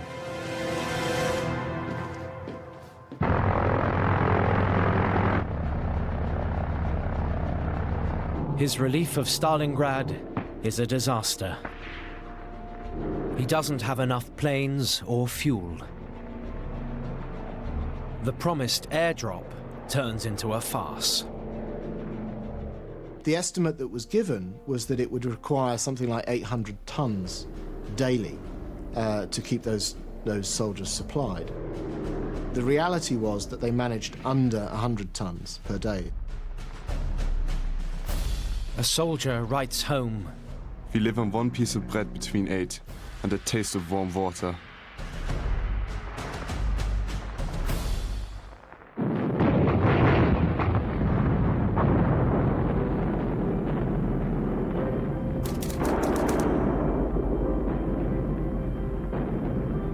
The German position in Stalingrad becomes untenable. Finally, at the end of the month, the German commander defies Hitler and surrenders.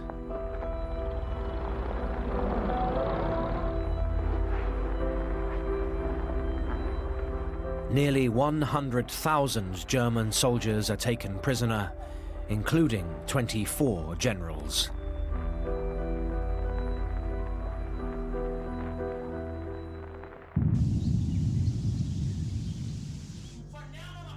When news reaches Hitler at the Wolf's Lair, he's appalled.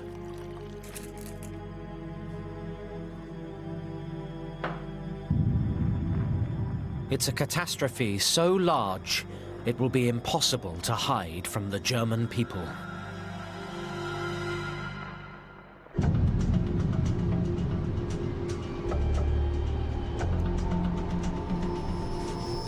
Once again, the man who has to break the news is Joseph Goebbels. He realizes this is going to require a new message. Out goes the idea of a quick victory.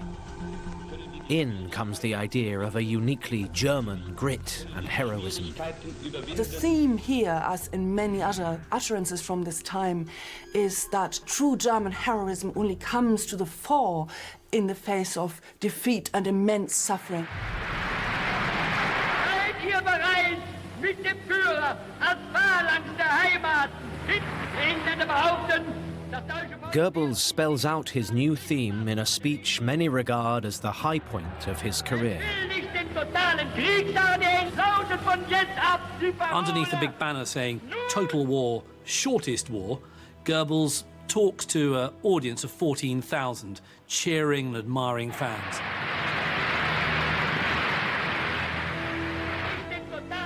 It's an appeal to the morale of the people to, in a sense, shift gear from support for the war, which was based initially on enthusiasm for the quick victory and the speed of the conquest, and now shifts towards this idea of endurance and embracing suffering.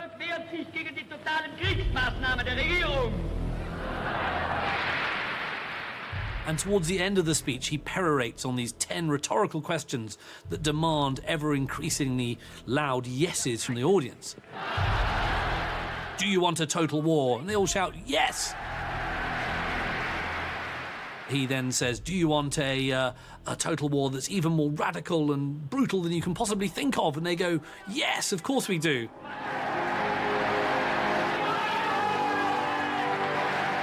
But Goebbels also has a second message. The talk of German heroism is underpinned by fear. Goebbels increasingly put before the German people a nightmare vision where they would be driven out of their ancestral lands in the east, their women would be raped, their young people enslaved and deported to Siberia. They had no choice but to fight on.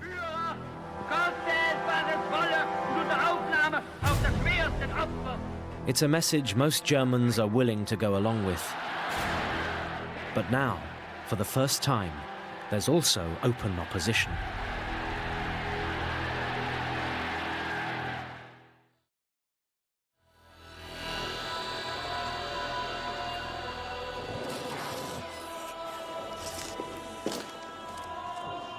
In Munich, a group of students calling themselves the White Rose Group circulate anti-Nazi leaflets and daub anti-Hitler graffiti. They would go around universities throughout Germany putting up little posters saying things like Hitler, mass murderer, or simply the word freedom.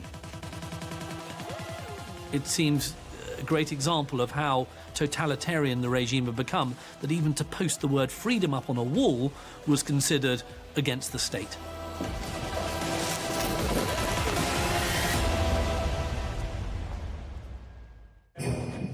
The opposition is quickly snuffed out. But the German people are about to face another hammer blow.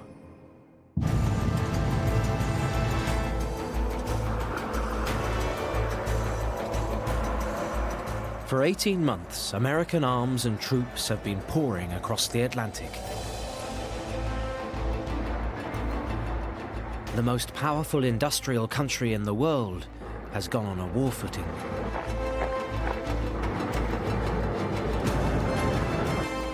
What America can do is to turn its factories into places that can produce aeroplanes and tanks very, very swiftly. Aircraft production soars. Car factories roll out thousands of tanks. Typewriter factories convert to machine gun production. And the result is predictable. It's absolutely catastrophic for the Germans.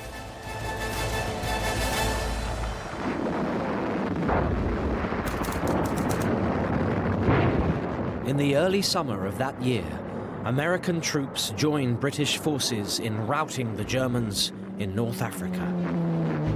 A month later, the Western Allies cross the Mediterranean and invade Italy. And that is a shock to many German military who see that this is where the war against the USA is now turning against German interests. The Americans, once dismissed by Hitler as a feat, are attacking his soft underbelly. Within weeks, the Italian fascist leader Benito Mussolini is overthrown in a popular uprising. Germany loses its most important European ally. Italy's new leaders talk of surrender. Now, at last, the full folly of Hitler's declaration of war on America is apparent.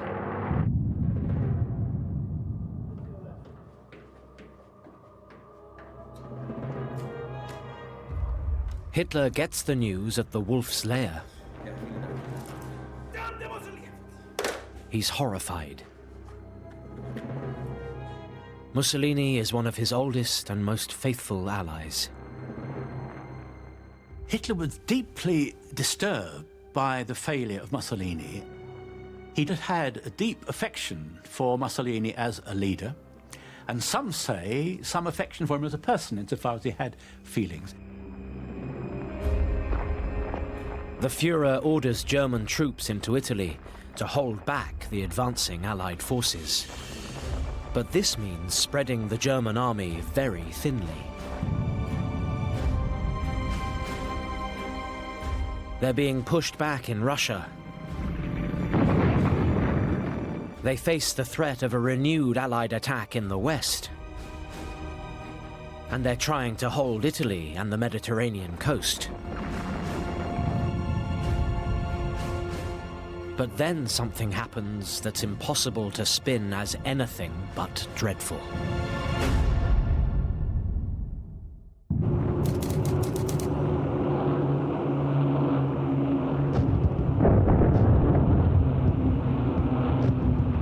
Over the skies of Germany, Allied aircraft bomb the country's cities day and night.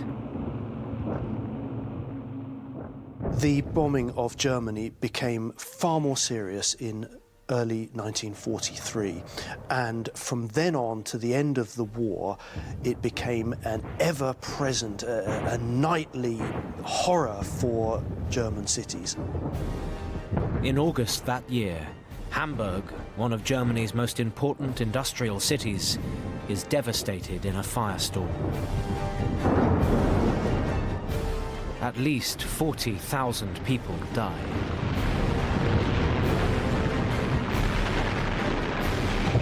Hitler responds with a highly significant shift in domestic policy.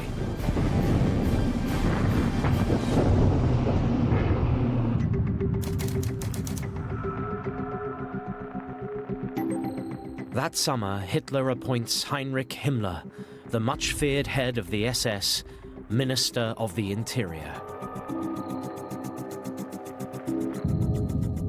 Himmler is a fanatical Nazi, a man who likes to foster the image of a dashing fighter.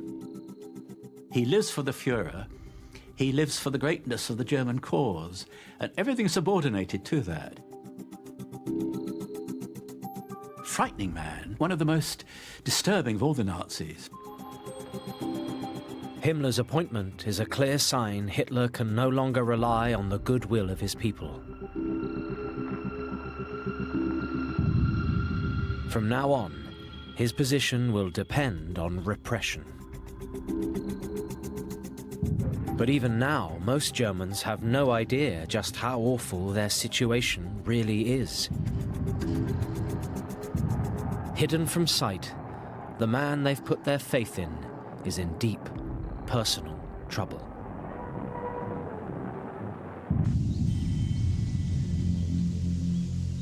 The Führer has withdrawn almost entirely to his bunker at the Wolf's Lair in East Poland. He's simply unable to accept the reality of the situation. The German people start to realise that they haven't seen Hitler for a while. There are certain key events where Hitler would normally turn up to, such as Heroes' Day, a kind of memorial for those who had fallen, and that year Hitler didn't come, and that was very much noticed.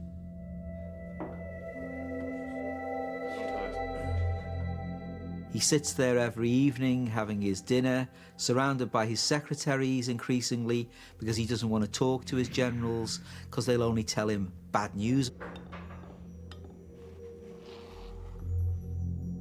He's not yet 55 years of age, but he seems to be a man who's moving more slowly. He's not the old Hitler that he was. He's losing his energy. He goes for long walks with his dog. He became very stooped. And he starts to tremble, possibly what we think now Parkinson's. Hitler is now almost entirely dependent on the company of just two people. One is his girlfriend, Eva Braun. He phones Eva Braun every day, which is a thing he'd never done before, to get some solace from her conversation. The other is his personal doctor. Theodor Morell is administering large quantities of antidepressants and homegrown narcotics.